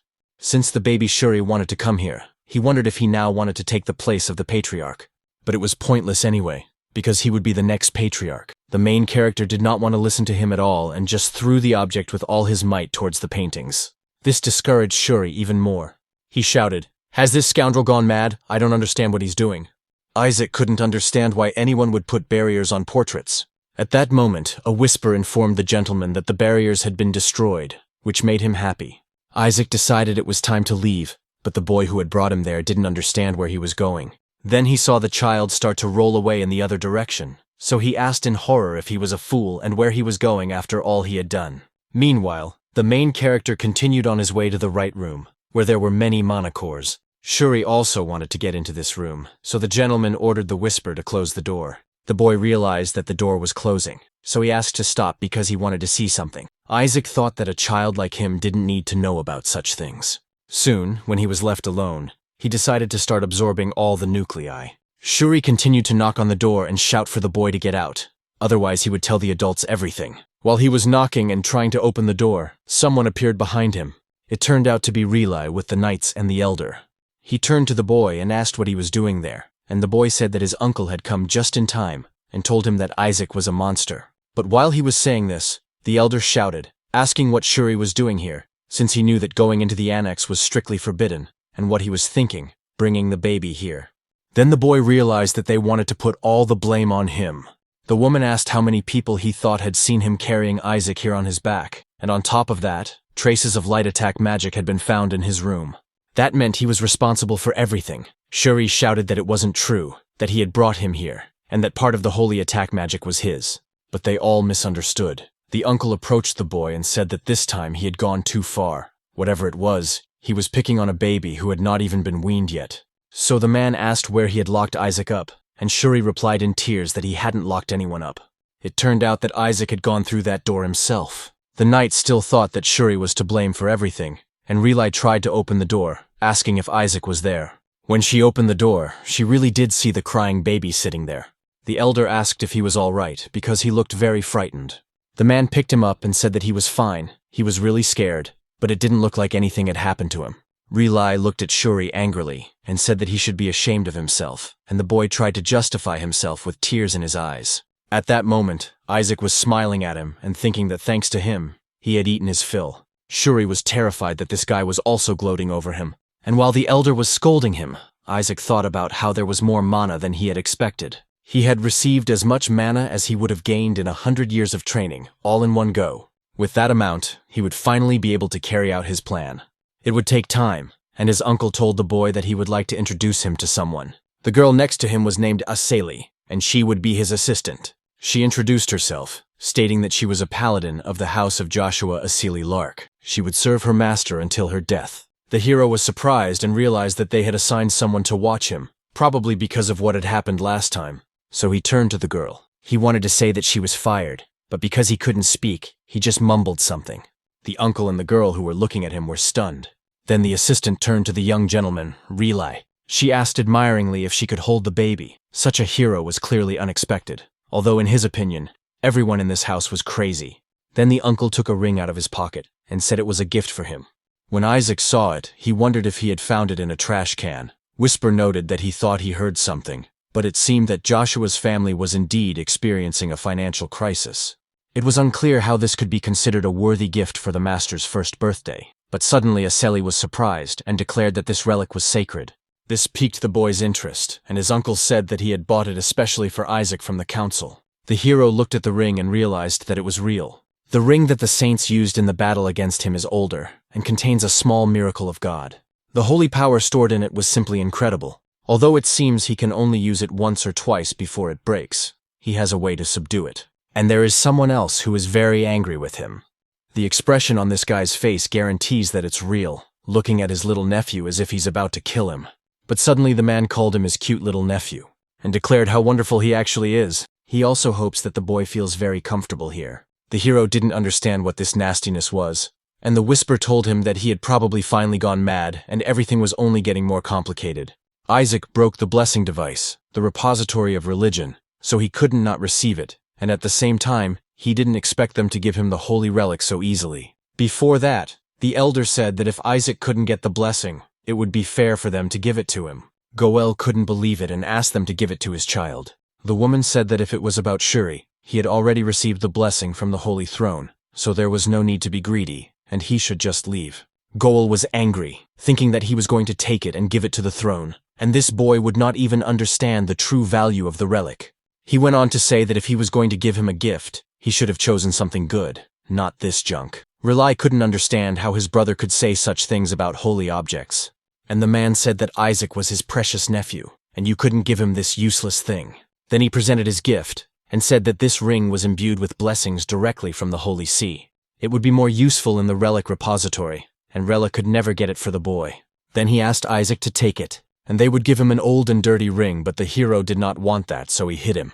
Let him take this awful thing with him, because it stinks terribly of his father. So he might as well give it to some dogs. He muttered something indistinct and threw the ring into the water. Riley was surprised, because that ring looked 1,000 times more expensive than the one he had given him. But the kid still chose the one his uncle had dug up. The man liked that, so he told his nephew that he would give him the best of everything. At that time, Goel and his subordinates were trying to find the expensive ring.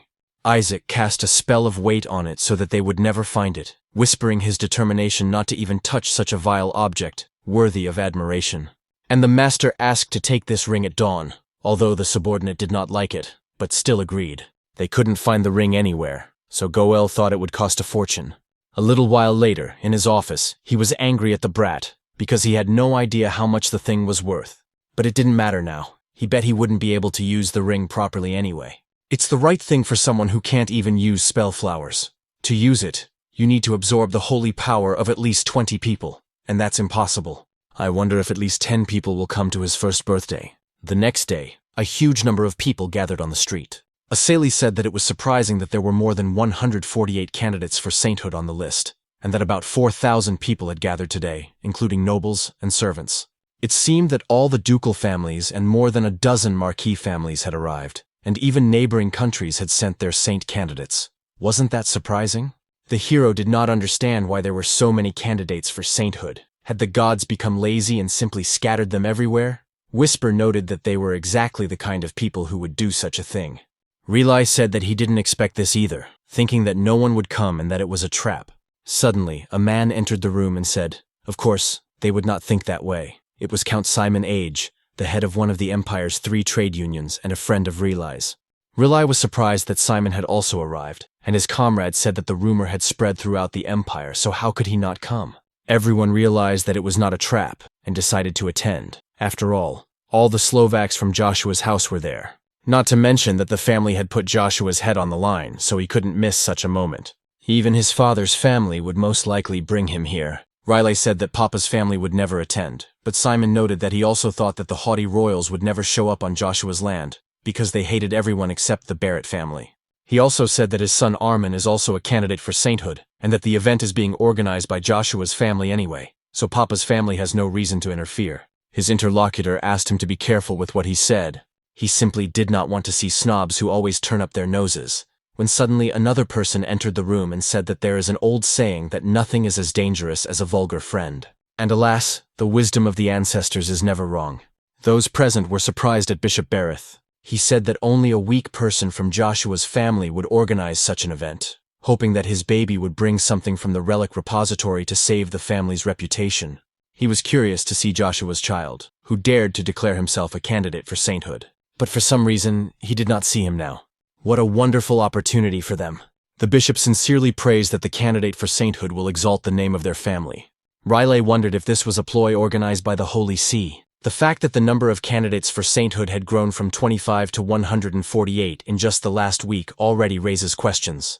The only explanation is that the throne is turning a blind eye to the fact that these candidates are appearing out of nowhere. Everyone is trying to make their child a candidate for sainthood, and as soon as such children are placed in the vaults, they will inevitably throw out the weakest ones in an attempt to eliminate their competitors. They may even harm him during the chaos. If that happens, Isaac could be in danger.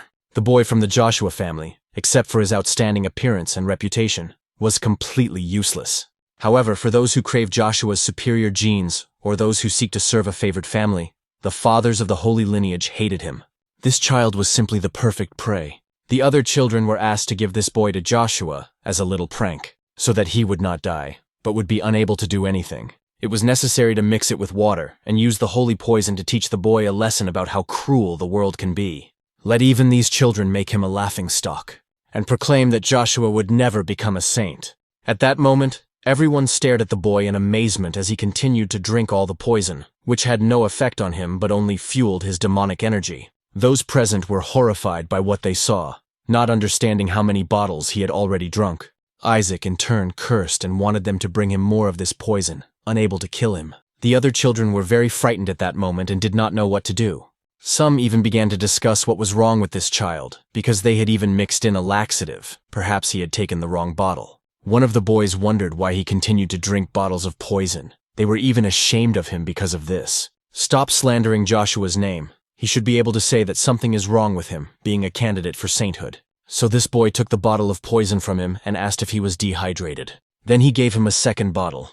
He said that if he wanted to drink so badly, he should drink this, but the hero refused and threw it in his face. Isaac then continued to pester the other children until they gave him the poison.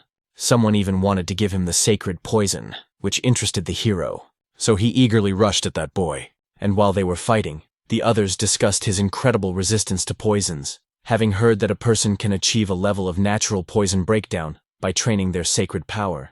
This is incredible, and it confirms the fact that he drinks from poisoned bottles, perhaps to make sure that others cannot drink from them because it is dangerous. Shuri thought that all this was nonsense, and suddenly he saw a boy who asked if they really thought it was self-sacrifice. It turned out that this guy was Kina Barrett, but it was unclear what she was doing there. Shuri had never heard of the family, his father, participating, especially since Kina was the direct heir to his father's family. Those present were also stunned, not understanding what the Barrett family was doing in the repository of the saint's relics. Still, it's bad, and it seems like the winner is known in advance. The hero realized that this boy was practically guaranteed to become a saint, But is it even possible to have such pure hair color while being from the papal family? Everyone else in this family has hair the color of poop. Then Kina said that there was nothing strange about a member of the Pope's family being in the repository of the saint's relics. The Pope's family is the head of all clergy, so the repository of the saint's relics also belongs to their family, and he is only here to take what is rightfully his, so it is unclear why they find this so strange. The hero thought, judging by how arrogantly he spoke, he must be from the Pope's family. But this kid is a real monster. His holy power surpasses that of a bishop, although that's to be expected from a candidate for sainthood.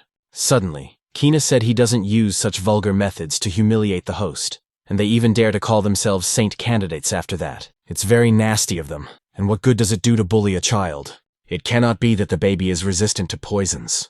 It must be that the power of the saint is trying to protect him.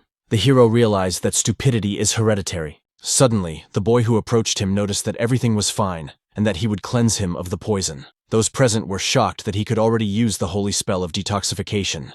Judging by the size of his holy power, it was at least 5th rank. Isaac thought at that moment that he was trying to pull off some kind of stunt. He was probably trying to use it to show off his skills, so he would give him what he deserved. After that, the boy immediately struck the person standing in front of him. When that happened, another person nearby said that the holy power had disappeared. Kina, I can't believe it. It's impossible for a child like him to do that. So, is the kid even stronger than him? Kina was angry about this and thought it was Joshua's doing. Looking at him, the hero was already preparing to smash his skull with this bottle. But at the last moment, Shuri stopped him and shouted for him not to do it. The children thought that he was looking after him because they were family, and it would be wrong to hit someone who was trying to save him. Did they really think they had a chance against their father's family? Shuri understood perfectly well that they were idiots. If it weren't for him, they would have all been hit over the head with a bottle long ago. Then Kina said that everything was fine. He could surprise him after all. He was still a child. Then he turned to leave and wished Joshua's children good luck. They should try to come back with at least some kind of shit to save their family's face. But of course, the best treasures here would belong to him. And Joshua, don't even dare to approach the body of the Demon King. Isaac's words piqued his interest. Shuri thought how disgusting he was, only creating problems here. At that moment, the main character tried to find out what that scoundrel had just said. Naturally, the boy did not understand him while Isaac was trying to find out about the Demon King's body. Soon, Shuri understood what he was talking about and reported that the head of the family had promised to pass on a secret technique to whoever brought him the Skeleton King's body. The main character was horrified, thinking that Melissa dared to mock his body. Soon, the boy sat and pondered that his old body had accumulated many centuries of mana, and if he could get it, reaching the 10th rank would not be a problem. But now that all these children were also looking for him, there was no way to get it. Although this was not a big problem, and the boy would step over anyone who stood in his way. Suddenly, a man arrived and asked everyone to gather. He announced that they would be leaving soon, so they should listen carefully to what he had to say. The repository of relics was the Holy of Holies, and the previous saints had left them here. The hero realized that he was starting with history, and at this rate, they would grow old here. He didn't want to listen to him, and was about to leave when Shuri saw him and tried to ask where he was going. But it was too late, and the boy disappeared. Those present were amazed, and the boy turned to the elder. At that moment, the hero used his quick step skill and decided it was time to use the holy spell he had just learned. The elder saw that the boy had rushed forward, so he shouted that it was a restricted area. If he went there, traps would be activated. The other children were ordered to rush after him, and they began to do so. At that moment, the atmosphere in the banquet hall of Joshua's residence was tense. Aseli could only hope that the young master was all right. Suddenly, it was reported that communication with the interior had been restored. The familiars follow the candidate who came in 3rd place, so now everyone will see. The door to the first vault was opened, and the trials had already begun. Armin Age was in 3rd place, and his father was very happy. Shuri Joshua was in 2nd place, and Goel couldn't believe it. But what surprised those present even more was that Isaac Joshua was in 1st place. He started at an incredible speed, using a spell. The elder ran as fast as he could to keep up with him, telling him not to run in that direction, because even more traps would be activated if he went there, and one of them hit him. The other traps also appeared instantly, and some of them hit people. Shuri screamed in horror that this boy was crazy, that it was unclear why he had gone there and caused all this. The trials of the vault were already life-threatening, and now they also had to dodge traps designed for intruders. Soon, Isaac reached the 2nd door of the vault, which was activated instantly, and the 2nd trap now required him to enter the side doors. Whisper rejoiced, telling his master that thanks to the mana he had absorbed in the annex, he had become stronger. The hero noticed that this was really cool, and now he could work even harder. Now let him go and take it. The subordinate understood his master's order and rushed towards the children. At that moment, one of them was greatly surprised. He saw a child floating in the air and realized it was Joshua.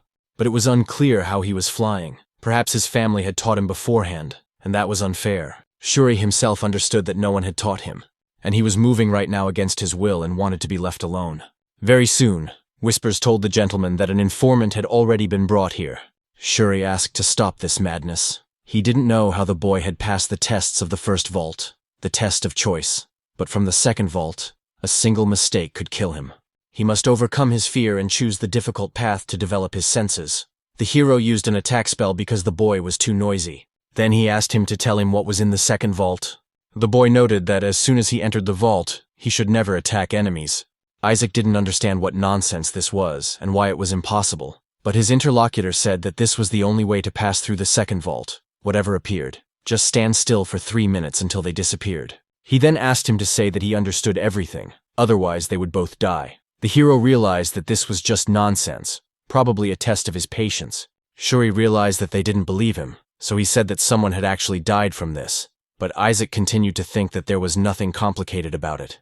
All he had to do was not attack, and 3 minutes would not be a problem for him. When he touched the next door, he was greeted by a floor of imperturbability. Patience is a virtue, and cold reason must remain calm and unshakable. Their patience should lead them to success. At that moment, a small group of children was moving along at the very end. One of them, alarmed, asked if he was sure that everything would be all right, since they were the last ones. Their leader was Kina, who smiled and said there was no need to take the dangerous path, and that the meat could do it for them. Had the boy forgotten that there was an 8th-rank demon at the entrance to the second storage room? He was sure that those who were ahead would get stuck there. When the bright light began to knock, the boy asked if he would see it. There was a bright certainty that the trials had already begun. The main character was told to keep his spirits up. Only then would his patience lead him to success. Isaac didn't want to listen to this nonsense at all, so he tested his skill on the one in front. Shuri was terrified and couldn't believe he had done it. He remembered the words that 3 minutes would not be a problem for the boy and realized that it was just horror. So, in horror, he shouted that this kid was crazy. The hero tried to say how he had to be patient in this God's video, but Whisper pointed out that he had already lasted 3 seconds, which was enough. Suddenly, the boy was told that he had failed and would be punished by God. Shuri was very frightened when he saw that creature, but the main character immediately attacked it with his power. Then the boy couldn't believe what he saw and wondered who he was. The demon, which looked more like a golem, began to gradually crumble. Isaac wondered if it was really an 8th-rank demon, or if they were just laughing at him. The golem was created by the magic of his subordinate. The Skeleton King's elite demons are 14 familiars, and they have a distinctive type of magic. The hero wondered if they worked for Joshua's family like dogs, or maybe it was somehow related to his body. Although he would only find out when he left, Shuru saw his movement and asked where he was going. Suddenly, someone from the side began to laugh loudly, saying that he never thought that the guys from the Joshua family would do them a favor.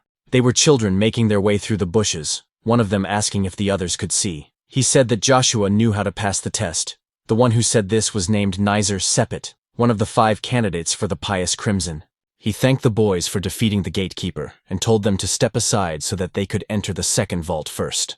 These guys had no idea how much they had to go through because of this scum, and he could activate the traps if he went inside. The hero was surprised that there were still many survivors.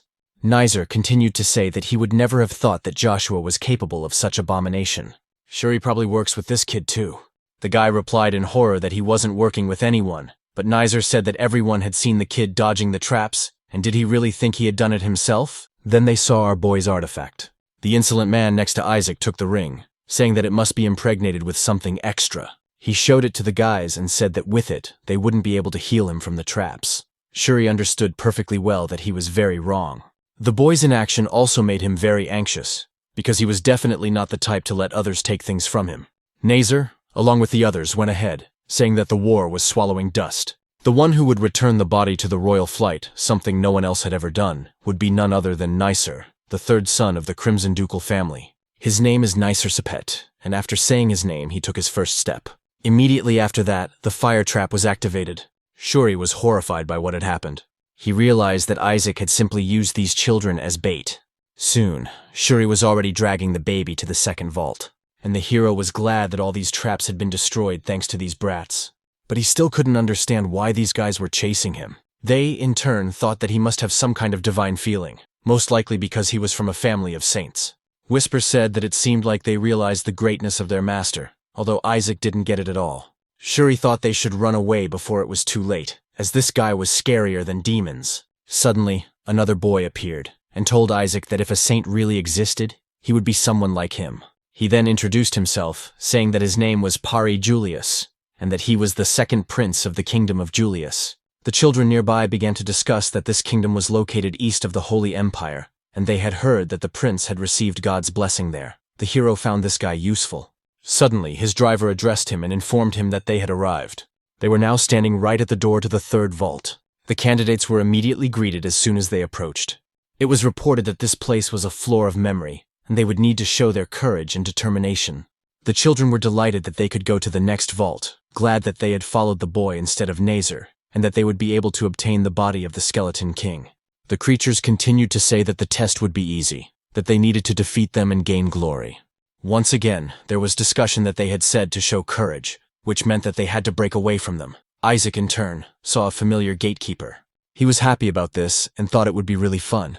Then the boy began to make strange noises. Shuri thought that Isaac's decisions were always correct, so the gatekeepers were lying. The first vault was related to choice, and he simply skipped it. The second vault was related to calmness, but the baby there was not calm at all. The third vault was related to memory, which was a clue, and the children had to remember what happened in the first and second trials, so the boy realized that under no circumstances should they attack them. The main character was trying to drive the other children away at that moment, and Shuri was surprised that he chose the right answer this time. No matter what kind of devil he was still a descendant of a saint, so perhaps something of her had manifested itself in him. True, he probably just misunderstood the language all this time. He was ready to sacrifice himself to lead people to the path of truth, but at that moment, there was an explosion. After Isaac himself used his skill, Shuri was once again simply discouraged.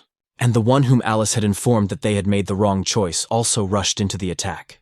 Therefore, the children who made it here were immediately struck by the force. Shuri also couldn't understand why this happened, and he wondered if it could be that this boy was doing all this officially. When he saw his joyful face, he realized that he was crazy. The main character was happy because he hadn't seen his subordinates in a long time.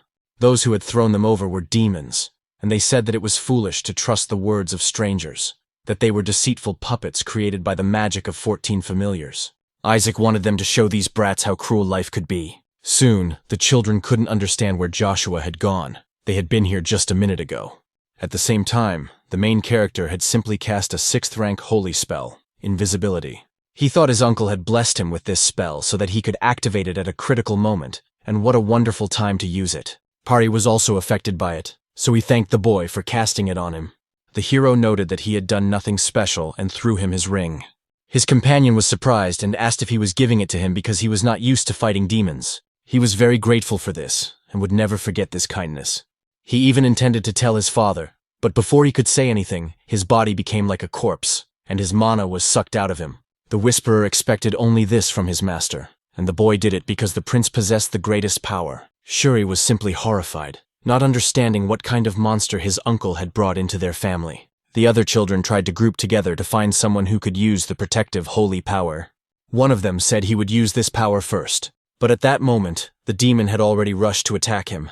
The boy who tried to use the protective mana started to run.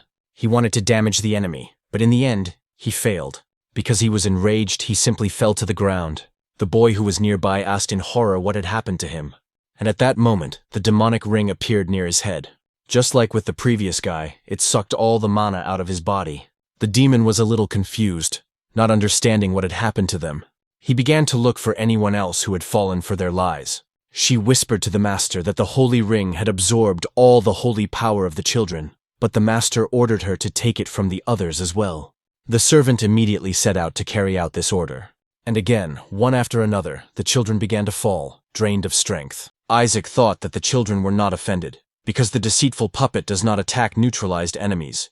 It is better to lose consciousness from having one's holy power sucked out than to be struck in the face. The whispering voice reported again that almost everything was ready. Suddenly, some other force appeared, and on a large scale. It was immediately directed at one of the deceitful puppets. The shockwave knocked even the Whisper unconscious, and the boy who had brought him said to Isaac that he had finally found him. It turned out to be Papa Kina's heir. The hero kept wondering where he had gone, and finally he showed up. Shuri, in turn, was simply amazed, thinking that this guy was definitely a genius, because he was able to summon the Holy Spirit at such a young age. Kina told Isaac that he was surprised, not expecting that there was anyone else here who could defeat the demon, except for him, of course. Or maybe he just lured the other children into a trap, as he did in the first trial. If that was the case, then things were very bad indeed. Suddenly, more children appeared and reported that he had tried to pass the trials for them, even telling them which direction to go. That meant he was their benefactor, and the hero couldn't understand how these children could be so foolish. Kina noticed that if they called him their benefactor, weren't they ashamed to call themselves candidates for sainthood, considering that they needed the help of a baby? The boy pointed out that he had been hiding all the time, and now he was talking as if he had accomplished something, but he hadn't even done anything when they were all looking for traps. The others also supported him, saying that Isaac was more like a saint, that Kina had avoided all the trouble, and that they would tell their parents about it as soon as they got out of there. While they were talking about it, Shuri thought that none of it was true, that this baby was sucking all the strength out of them. After a while, a magical substance rose up in the commotion. The door to the third vault was open, which meant that the second test was complete. The candidates were congratulated on passing this stage, and it was said that this was the last gatekeeper guarding the relic vault. Now they had to choose whether to take the treasures and end the trial there, or go on to the third vault. When one of the participants tried to announce this, the gatekeeper asked him to choose for himself. He repeated the same words exactly. He also added that if they pass the trials, they will find the treasures of the third vault, but if not, they will simply die. Whisper informed them that, judging by the manner in which he sensed it, this was no ordinary creature. The gentleman said that it was true, that it was a dragon, and that he had not seen one in a long time. So what the doctor said, that death is also true. The guys were in a fighting mood. They wanted to move on because they had overcome many obstacles. The gatekeeper said that if they still wanted to take the test despite the danger, then he agreed. And he announced that the test would be for them. The final test would be quite simple. They just had to say a prayer to their god. The candidates were surprised to see another statue, the one called their god. The dragon said that they must show respect to their god, and only those who proved their faith would go to the third vault. Once again, the participants began to discuss this strange test. The main character, in turn, thought that he would never do it. He was not going to kneel before this scoundrel, not before the one who had deceived him for hundreds of years and ultimately tried to seal him away. Suddenly, one of the participants said that there was nothing complicated about it. They could see it. They just had to pray to their Lord. So he knelt down and began to pray to the Supreme Lord worthy of all honor and glory, and the servant offered him worship. After that, the gatekeeper said that he had studied well and passed the exam. The other children understood that in order to move forward, they really needed to pray. Isaac, on the other hand, simply went downstairs.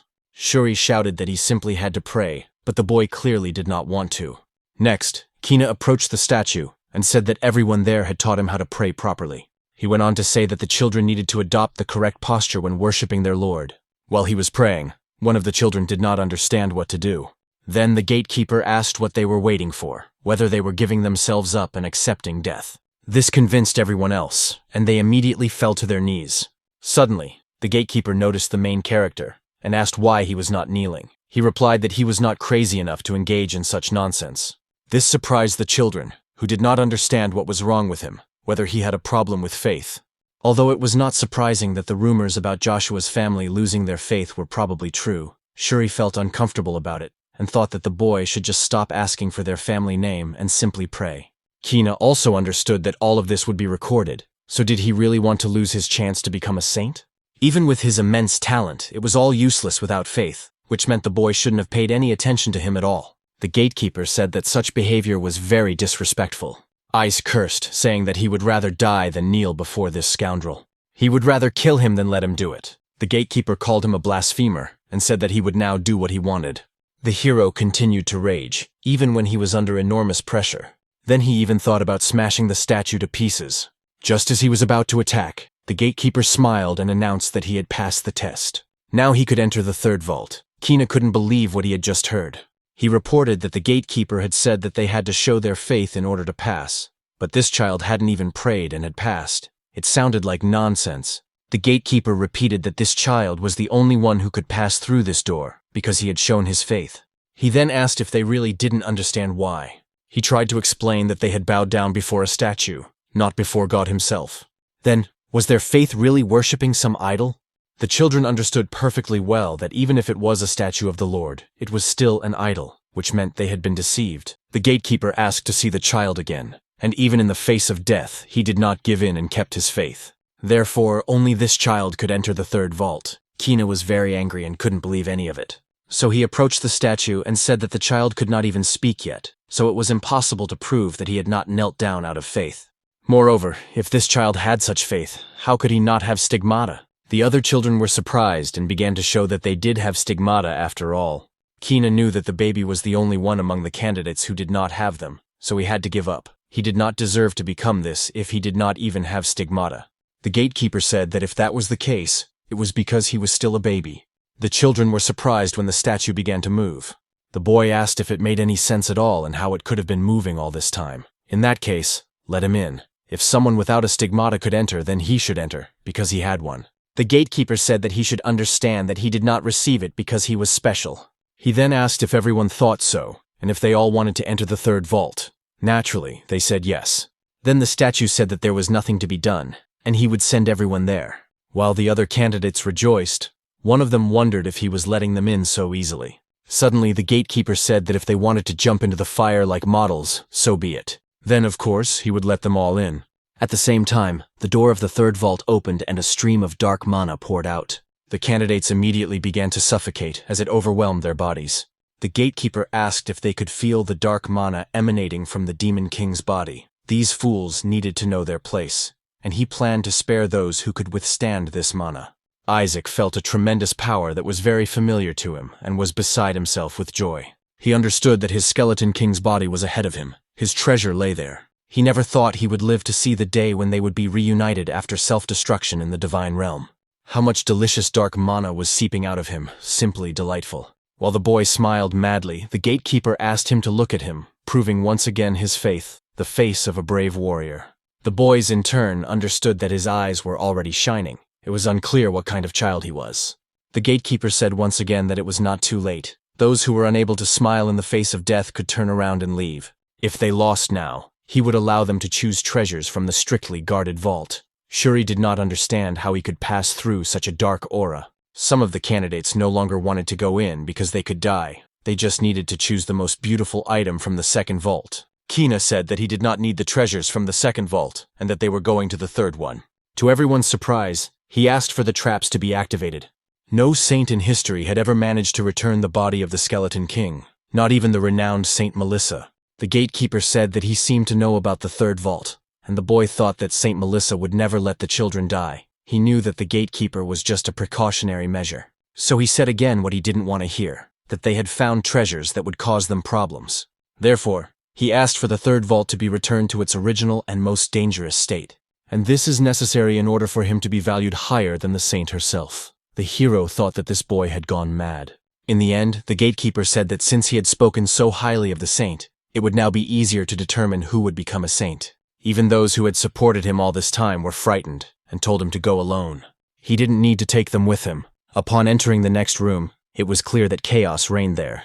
Whisper immediately asked the master to look closely. Amidst all this chaos was his own body. Isaac was very happy again, because not only was it his body, but it was also absorbing the energy of the third storage room. The candidates who entered were surprised that only one hand of the Skeleton King's body was emitting so much dark mana, and the main character knew that it wasn't even the whole hand, but only the thumb. That was all that remained of his body, and the rest was probably just a copy. Suddenly a demon appeared where the Skeleton King's body had been. Some of the children were even frightened, because they did not think that demons would appear after the second trial. Seeing their surprise, the gatekeeper said that they themselves had asked to remove all protection. At that moment, the main character felt a familiar power. The demon, who appeared with horror, asked how these insects dared to covet the body of his king. One of the boys said it was all because of kin, and wondered if he would take responsibility for it. The boy asked them not to worry and to trust him. He would make sure that everyone left with the treasures.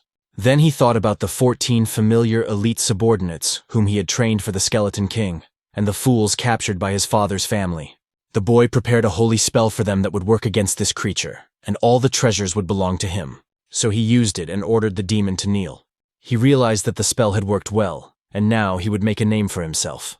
But when the light faded a little, it turned out that the creature was alive and even more angry because of what the boy had done.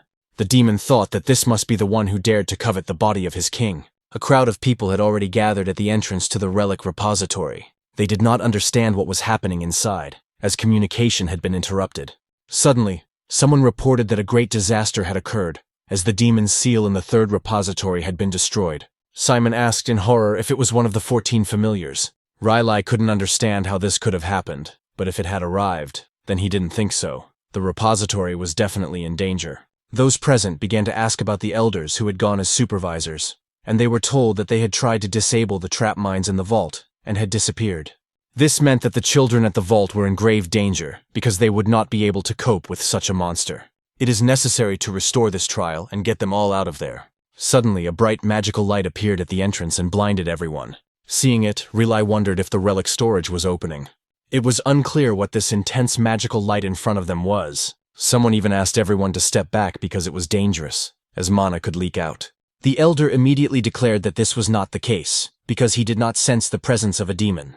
This meant that the demon was probably damaged, and Bishop Bereth thought that Kina had definitely done it. The others also thought that one of the children had defeated the creature, and most likely it was the Pope's family. Those present even began to congratulate the cardinal, as this was a worthy result for the strongest candidate for sainthood.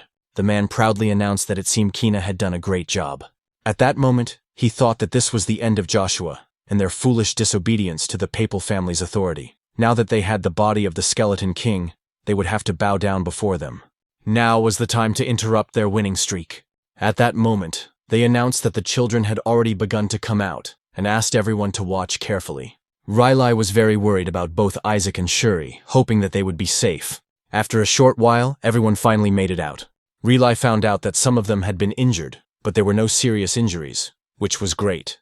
However, it turned out that the children who had entered the third storage room had not yet returned. Perhaps they were in trouble, but soon it was reported that the last group of children was approaching. Armin and Shuri were in the front row. Their fathers were naturally worried about their sons, so they rushed to them. While this was happening, Day wondered where Isaac was. It was clear that the boy was definitely not with them. At that moment, Cardinal Bereth turned to his son. He asked what he was holding in his hand, saying that it was not what was needed, and that it was unclear where the body of the Demon King was. The boy became alarmed and did not know what to say, trying to mumble something. His father asked who had told him to bring such a useless thing. At that moment, a bright magical ball appeared, literally exuding holy power. Someone noticed it and asked the others to look too. It was a magical wolf carrying a baby in its teeth, and that baby, in turn, was Isaac himself. Riley and the hero's assistant rushed to him immediately. Both of them were amazed, and the girl asked if it was really the young guardian dragon that guarded the relic's repository. And it is he who is the sacred dragon. Riley knew that she was indeed right. It was a beast protecting the repository of relics. Although it resembled a wolf in form, its spirit belonged to the holy dragon, the one whom the matriarch, deeply connected to dragons, had summoned to guard the relic. Its very existence was noble, and suddenly the man wondered what that sound was. It turned out to be Isaac, chewing on a bone in his mouth. Seeing this, the elder was amazed, and the knight asked if it could forget the thing they were thinking about.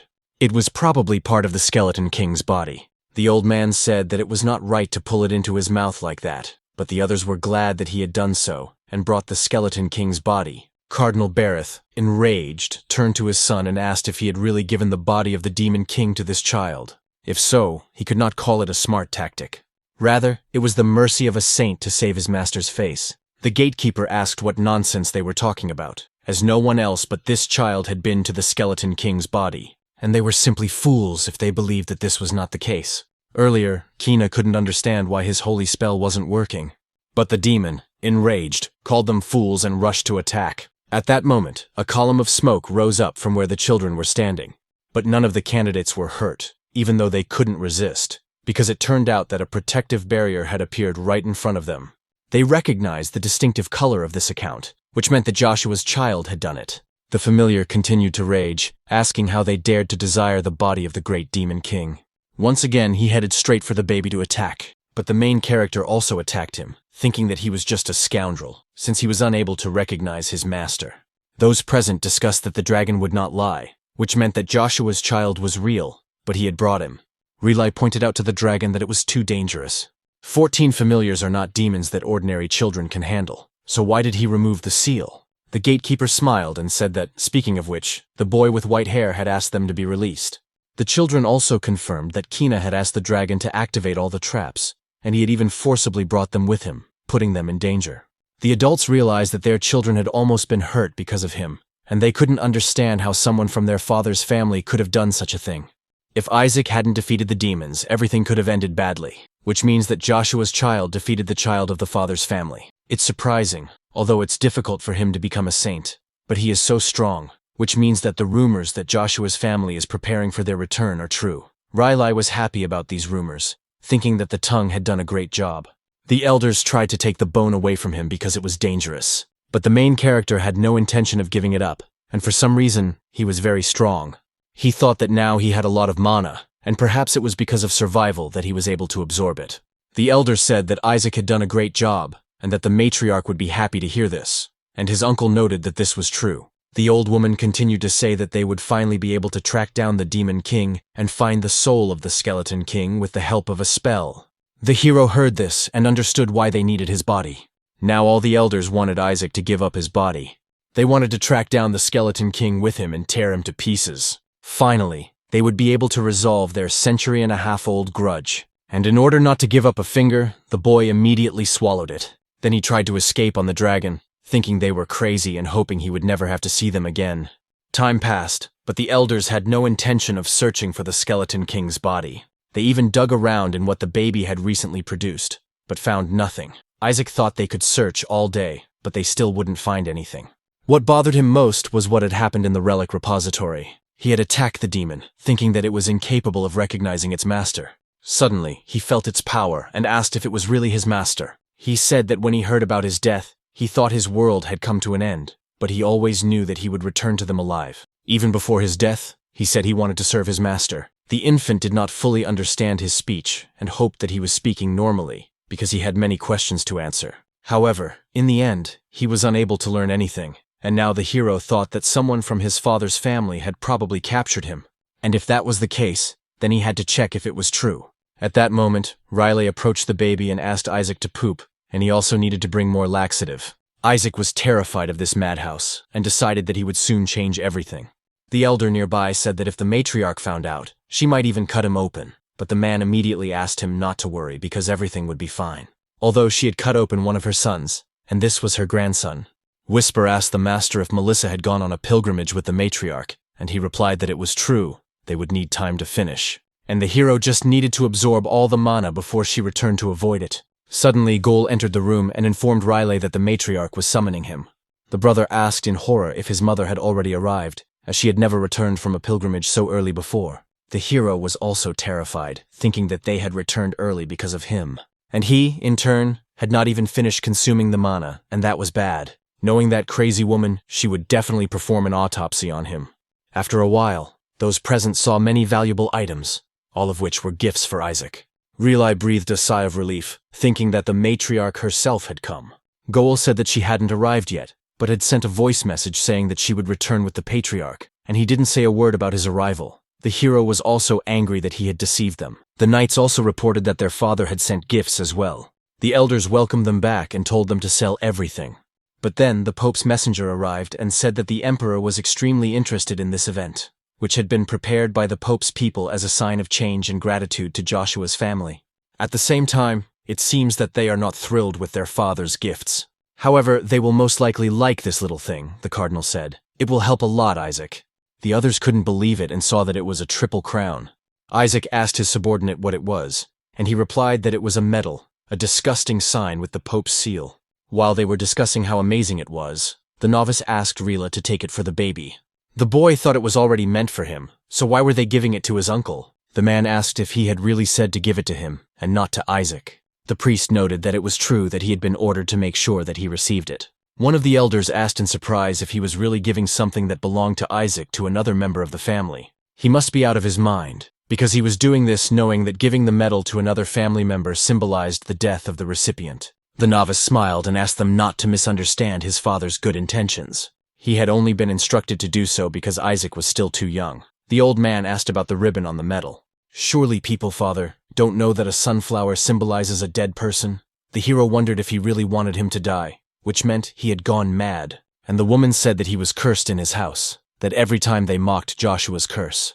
Goel asked them to calm down, saying there was no need to rush, and his interlocutor asked if he thought they should be relaxed. The guy noted that it might look like Joshua's open hostility towards his father's house, but making a mountain out of a molehill would not benefit the whole family. He knew it was a humiliating way to tell them to know their place, probably the work of Cardinal Goel, who was close to their family, but it was still somehow indecent. So Riley and that brat wouldn't be able to achieve much, which was better for him. The older brother asked the younger one not to be ungrateful and to accept it, but the main character thought that this would not work at all, so he used his power and immediately set fire to the metal with his mana. Those present were surprised to see that it was a bright flame, but still no one understood who had used it. Then they looked at the baby and realized that it was him. The novice, not understanding, asked what it all meant. The medal had been awarded by the Pope himself. Were they really going to rebel? The elders who were protecting the baby said that they did not do it on purpose, that it was a child, and that there was no need to persecute a child who could not even accept the medal. Relai noted that, unfortunately, the accident happened before he received the gift, so they would behave as if they had received nothing. Or, if they wanted, they could accept the medal sent by the Pope himself, even though it had melted from the child's flames. The novice asked for it back, probably because he had brought the wrong one. But when he tried to approach, the holy flame covered his body. The elder then played with the child, saying that he liked to play, but the hero did not want this, and thought it would be better to let him go. Soon, the Pope's messenger left the place in despair, saying that Joshua was simply cursed. After what happened, Isaac was grateful, but the medal had to be disposed of as soon as possible. Someone said that their matriarch would see the face of the Pope's sycophant. Riley did a great job, and it was a wonderful idea to use the holy flame, but the man himself did not understand what they were talking about. Then he was asked not to pretend. He probably put the sacred fire on the child. The man asked in surprise if it was the elders who had done it. In the end, after all the discussions, it became clear that Isaac had done it all. He was simply able to use all the sacred spells in some amazing way. The secret scripture was a legendary treasure that allowed one to instantly learn and recite the spells contained in the book. Isaac understood that it was a good idea to take the book from the vault with him. It was weaker than the flame magic he used when he was the Demon King, but still very useful. The elders discussed whether his mother had used a divine spell, even though she was not a fire mage, but rather the complete opposite. It wasn't even about his talent now. It was like writing poetry without learning to write, although even the brilliant Saint Melissa had mastered reading before uttering her first holy spell. Isaac's assistant joined the conversation, noting that it was even more surprising that he was able to destroy the Pope's blessings. And then they reported that it was indeed undercooked, and also asked for the metal to be brought so that it could be checked. Suddenly it was discovered that it had disappeared somewhere. It was unbelievable, because it should have been there all this time. At that moment, Goel said that he had thrown it away. They themselves had asked him to get rid of it just recently. Then there was a quarrel among the elders, and they were about to go back to look for the metal. Goel knew that melting down his father's metal, which was supposedly made of non-meltable metal, would take some effort, and Joshua's leaders definitely shouldn't hear about it. They, in turn, would not be able to prove it without evidence. A few days later, west of the Duchy of Joshua, Eli was located. He informed the others that the mansion was not far away, so there was no need to relax. And suddenly he saw something that caught his attention. In the manor itself, the elders could not understand why the skeleton king's body was not coming out, and the hero was just happy about all this laxative. The elders were already desperate that he had drunk 300 bottles of poison and eaten 500 fruits at Julius's house, but the hero thought that the fruits were delicious, and that they could increase his closeness to the holy beast. Holy beasts, in turn, are very helpful in battle, and there is no reason to avoid them in the future. The boy will need them to defeat his father and the gods. And there must be one in Joshua's house too. The boy thought about this and saw it through the window, and it was Joshua's holy beast, the holy whale. This was not the most surprising thing, because sounds began to be heard from behind the door of the room. Soon the door swung open, and the patriarch entered. When those present saw him, they immediately greeted him.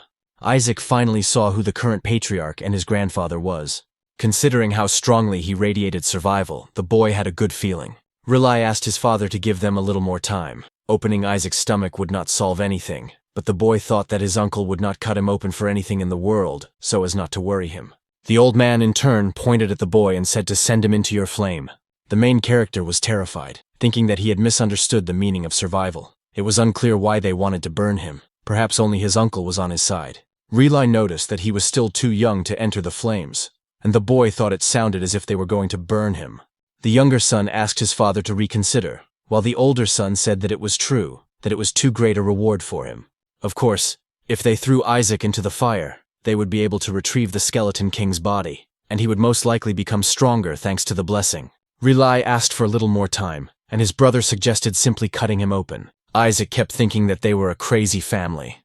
Goel reported that the flames and water in the temple, the secret treasures of Joshua's house, used to raise the saint, were being offered to be used on a weak, snotty baby. The hero understood everything this man was against, and it was definitely good for him. He said that Shuri was perfect for the job, but it should be remembered that it was he who defeated the demon in the relic vault. Relai asked what he was talking about, because it was the tongue that defeated the demon. The older brother noted that the dragon must have been mistaken, as it was unclear how a boy who could not even walk could have done all this. Relai said that his brother was crossing all boundaries. Isaac even used that flame to burn the metal sent by their father. They saw it with their own eyes, so it couldn't be denied. Suddenly, Eli took the very thing out of his pocket and asked if this was the metal they were talking about. The only one who has a connection to heaven is their father, and the item imbued with the blessing of the aforementioned figure is blessed gold. The hero knew that they could melt it so easily, even as the demon king, and it was unclear how that happened. Had he become more powerful in this new body? Seeing the metal, Relai asked in surprise how he found it, and the patriarch noted that he picked it up on the way. It was at the bottom of Lake Eliseva. Relai asked his father to look at the power of the boy's flame, which was so great that he was able to melt his father's symbol. Isaac himself was glad that now they could show that Joshua's house was superior to his father's. The uncle continued to say that he could withstand the fire of the demon king, and the elder also confirmed that Isaac would become a remarkable hunter of the skeleton king. Many townspeople had suffered from the demon king, who still remained in the shadows, and if this problem was ignored, a new era of the demon king would dawn. Whispers told the gentleman that imposters were running rampant, and Isaac said it was interesting who it could be, but overall it didn't really matter, and it was even better if they attracted more attention. Suddenly, Relai shouted that now was the time to remember what had happened 70 years ago, when the demon king broke into Joshua's house and destroyed everything. Hearing these words, the main character was surprised. His uncle said he did it because he wanted to break the line of holy blood, and just the thought of the curse made his blood boil. The subordinates told Isaac that this could not be, sir, and he thought about it, which is why they spoke of a long life. The curse of an average demon is nothing more than child's play. He would simply suppress it with his superior mana, and it would be lost. Suddenly the elder said that even if it did not kill them, it would poison their lives with erectile dysfunction, or stunted growth. Many of those who had lived all these years were without a single hair on their heads. Hearing this, Isaac thought he would kill the scoundrel. The patriarch looked at the baby and said that everything was bad, his eyes were red, and he was also cursed. This only meant that fire and water would not be enough. The boy became alert, thinking that he was causing him anxiety. Then Eli stunned those present by granting him the Holy Spirit. Isaac understood that the Holy Spirit could only be obtained through goodwill. He needed to achieve an unprecedented rank, so that even the gods would reckon with him. It would be simply delightful, and he would surpass everyone with the help of the Holy Spirit, after which he would stuff the asshole. The eldest son asked in horror what kind of Holy Spirit this was, that it was too much. It was given to those who brought glory to the name of their house, and this child had done nothing for them yet. Even if he was able to melt the metal, it is just a vulgar symbol of the Pope's hostile intentions. Don't they think it's no coincidence that they put it so simply? When they sent this so-called gift, his father informed him that he had, in fact, done so. Heaven dared to insult them in their own home, but he brought them back safe and sound, and now he is protecting them. What has he done but humiliate his nephew, and now he intends to keep him? Even animals protect their family and home, and Joshua stands on the principle of protecting the weak. The little child, whom they must cherish and nurture, helps them restore their honor. Is this not an example of honoring the name of Joshua? Next, the patriarch asked everyone from the main house to gather. He personally intends to give Isaac his blessing. A few days later, Relai asked his father what he meant by saying he would not just give it to him.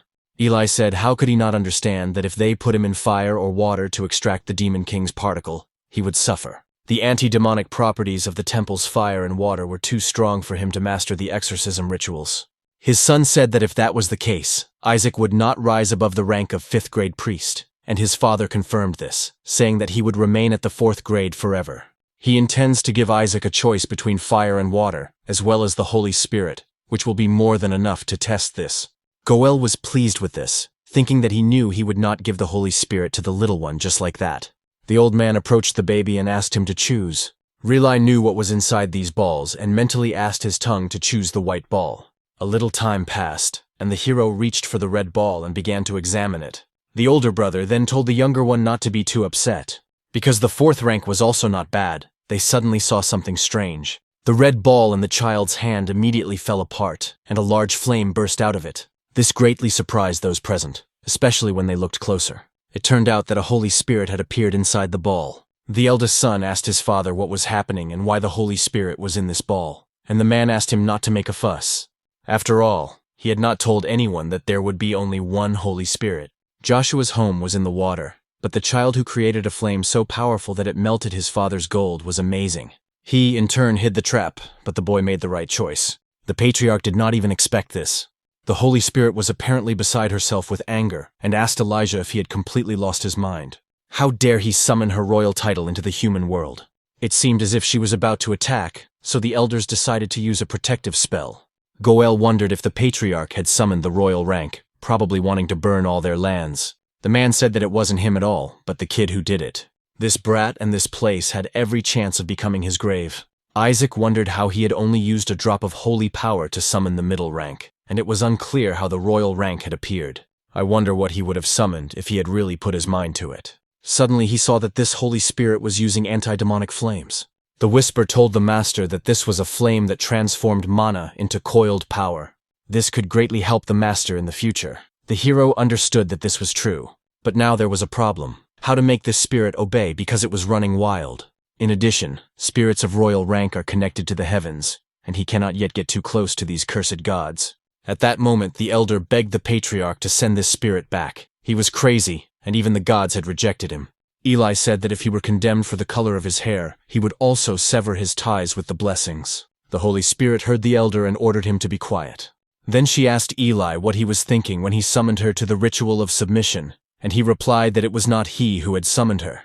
And while the girl continued to scream, the old man pointed to the baby. The fiery spirit again declared that he had lost his mind, sacrificing the baby in order to summon her. Even if his house was falling apart, what he had done to the newborn was too incomprehensible.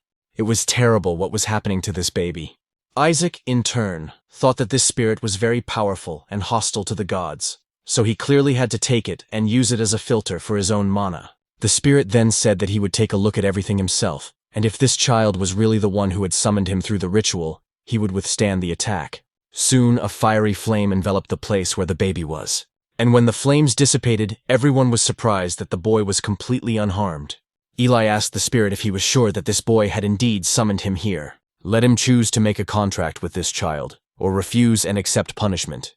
The Holy Spirit asked what punishment there could be. Did he really think that a spirit of his rank would care about such things? So he might as well burn Joshua's house down and enjoy his freedom. Let Eli see how all his lands speak. And while he was speaking, to everyone's surprise, Isaac simply swallowed him. Everyone rushed to him, saying that he couldn't just eat him like that. The spirit shouted that they were all crazy, that it was unclear how they were going to take care of this baby. Let them just wait, he would retreat now, but then they would all pay. The hero sensed that teleportation was about to occur. The fire spirit had already tried to use it and was saying goodbye to everyone.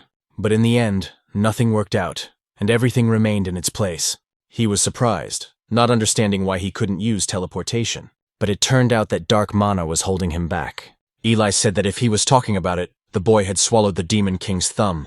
Isaac thought that all these spirits were the purest beings in the entire faction of saints. They literally embodied this energy and were weak to dark mana. The spirit felt weak and begged to stop the boy, but no one wanted to help. The patriarch noticed that the Skeleton King's power was too strong for them to approach, and the spirit reported that they would all go mad and attack at the mere mention of the Demon King.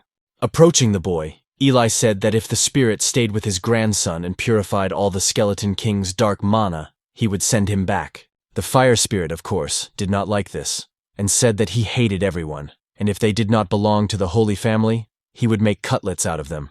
But it had come to this. He was using this spawn to destroy the cursed one. While the boy was trying to eat him, the spirit shouted for them to leave him alone with the child. That would be more than enough time to deal with it. After that, the patriarch ordered the gates of the eastern castle to be opened, and the child and the spirit to be taken away, not allowing anyone to leave until the ritual was complete. His sons tried to say something to him, but he covered their mouths. He announced that he no longer wished to hear anything. Isaac was glad that the eastern castle was located next to the annex where the mana cores were stored. After a while, new explosions appeared, and it was the mana of the Skeleton King. The servants discussed that Lord Isaac was cursed and was no longer a contender. An employee reported that even yesterday, 4 servants who came to check on him fled in terror. They said that he looked like a balding old man right now. But isn't he a monster without skin or a skeleton? Now that the girl thinks about it, he is there with the Holy Spirit. And all this has been going on for about 10 years. As usual, the maid ran away from the estate in horror, and the main character's assistant arrived. She informed him that she had arrived and asked if he was all right. The curse of the Skeleton King must be so strong that he is still small. Isaac himself wondered what she was talking about. He deliberately lagged behind with the baby. Babies absorb energy much better than anyone else. There is a level that can only be reached while a person is still a baby. The fire spirit was also in this room and said that his body hurt a lot. His name was Lord Shalak. The girl asked if he had rested well, and he replied that he would purify this damn child no matter what. Yesterday he almost managed to finish, but unfortunately nothing worked out, so he was going to do it today. This scoundrel was simply a monster. It was unclear how many particles of the Skeleton King he had eaten, and why, even after 10 years, he still had so much mana, and when he woke up, there was even more. The hero himself knew that it was because he had been absorbing mana from the mana cores in the annex for 10 years. Whisper said that it was amazing. He thought it would take at least 40 years, but he did it in 10. The gentleman noticed that, being so, he finished collecting mana. He couldn't study well because he had to study on his own, but now he is able to use this 6th rank spell. Then his assistant approached him and said that everything was fine, and that his father was also being mobilized. They were going to execute all of the Skeleton King's servants who had threatened the Empire, 14 familiars in total. Very soon they would be able to extract the last mana from the Skeleton King, so he shouldn't worry. The hero was terrified, wondering if they knew how many things they needed to get from them. What other murders?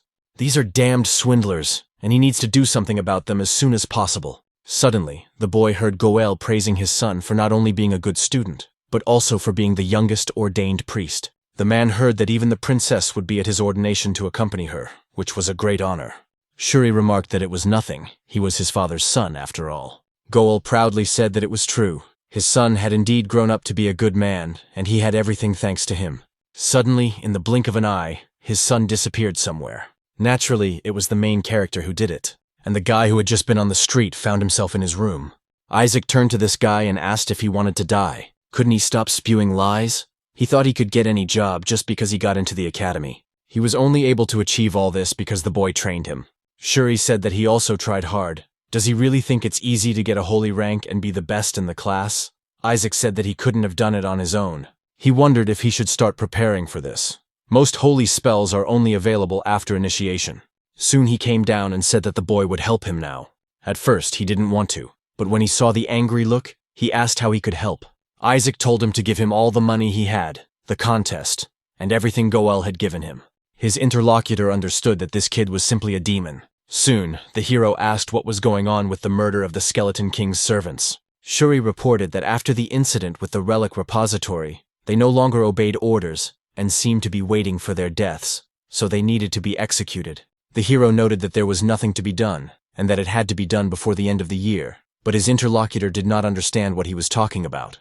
Isaac said he was going to become a priest. Shuri smiled and said that he wasn't even in the academy, so it was unclear how he was going to do that. But when he was hit on the head, he calmed down a little and said that there is actually a recommendation system, and some academy professors are also here. He could be recommended by letter if he passed the test, but he needed to do something to prove his character. A letter of recommendation can only be written if he does something big, such as saving someone's life, but it will be difficult to find someone to save. Suddenly, Isaac asked if the princess would be at his initiation, and his interlocutor said that she would. The hero noted that the princess held a very high position in society. A little time passed, and Eli sent away the people who had come, saying that Isaac would not be going to the capital. They tried to change his mind, saying that he needed to come to the festival, as all the candidates would be there. While all the other candidates had made themselves famous over the past 10 years, Isaac had not shown himself to the world. Therefore, the people who came wanted to see him there. This day is celebrated on the princess's birthday, so even his father will be there.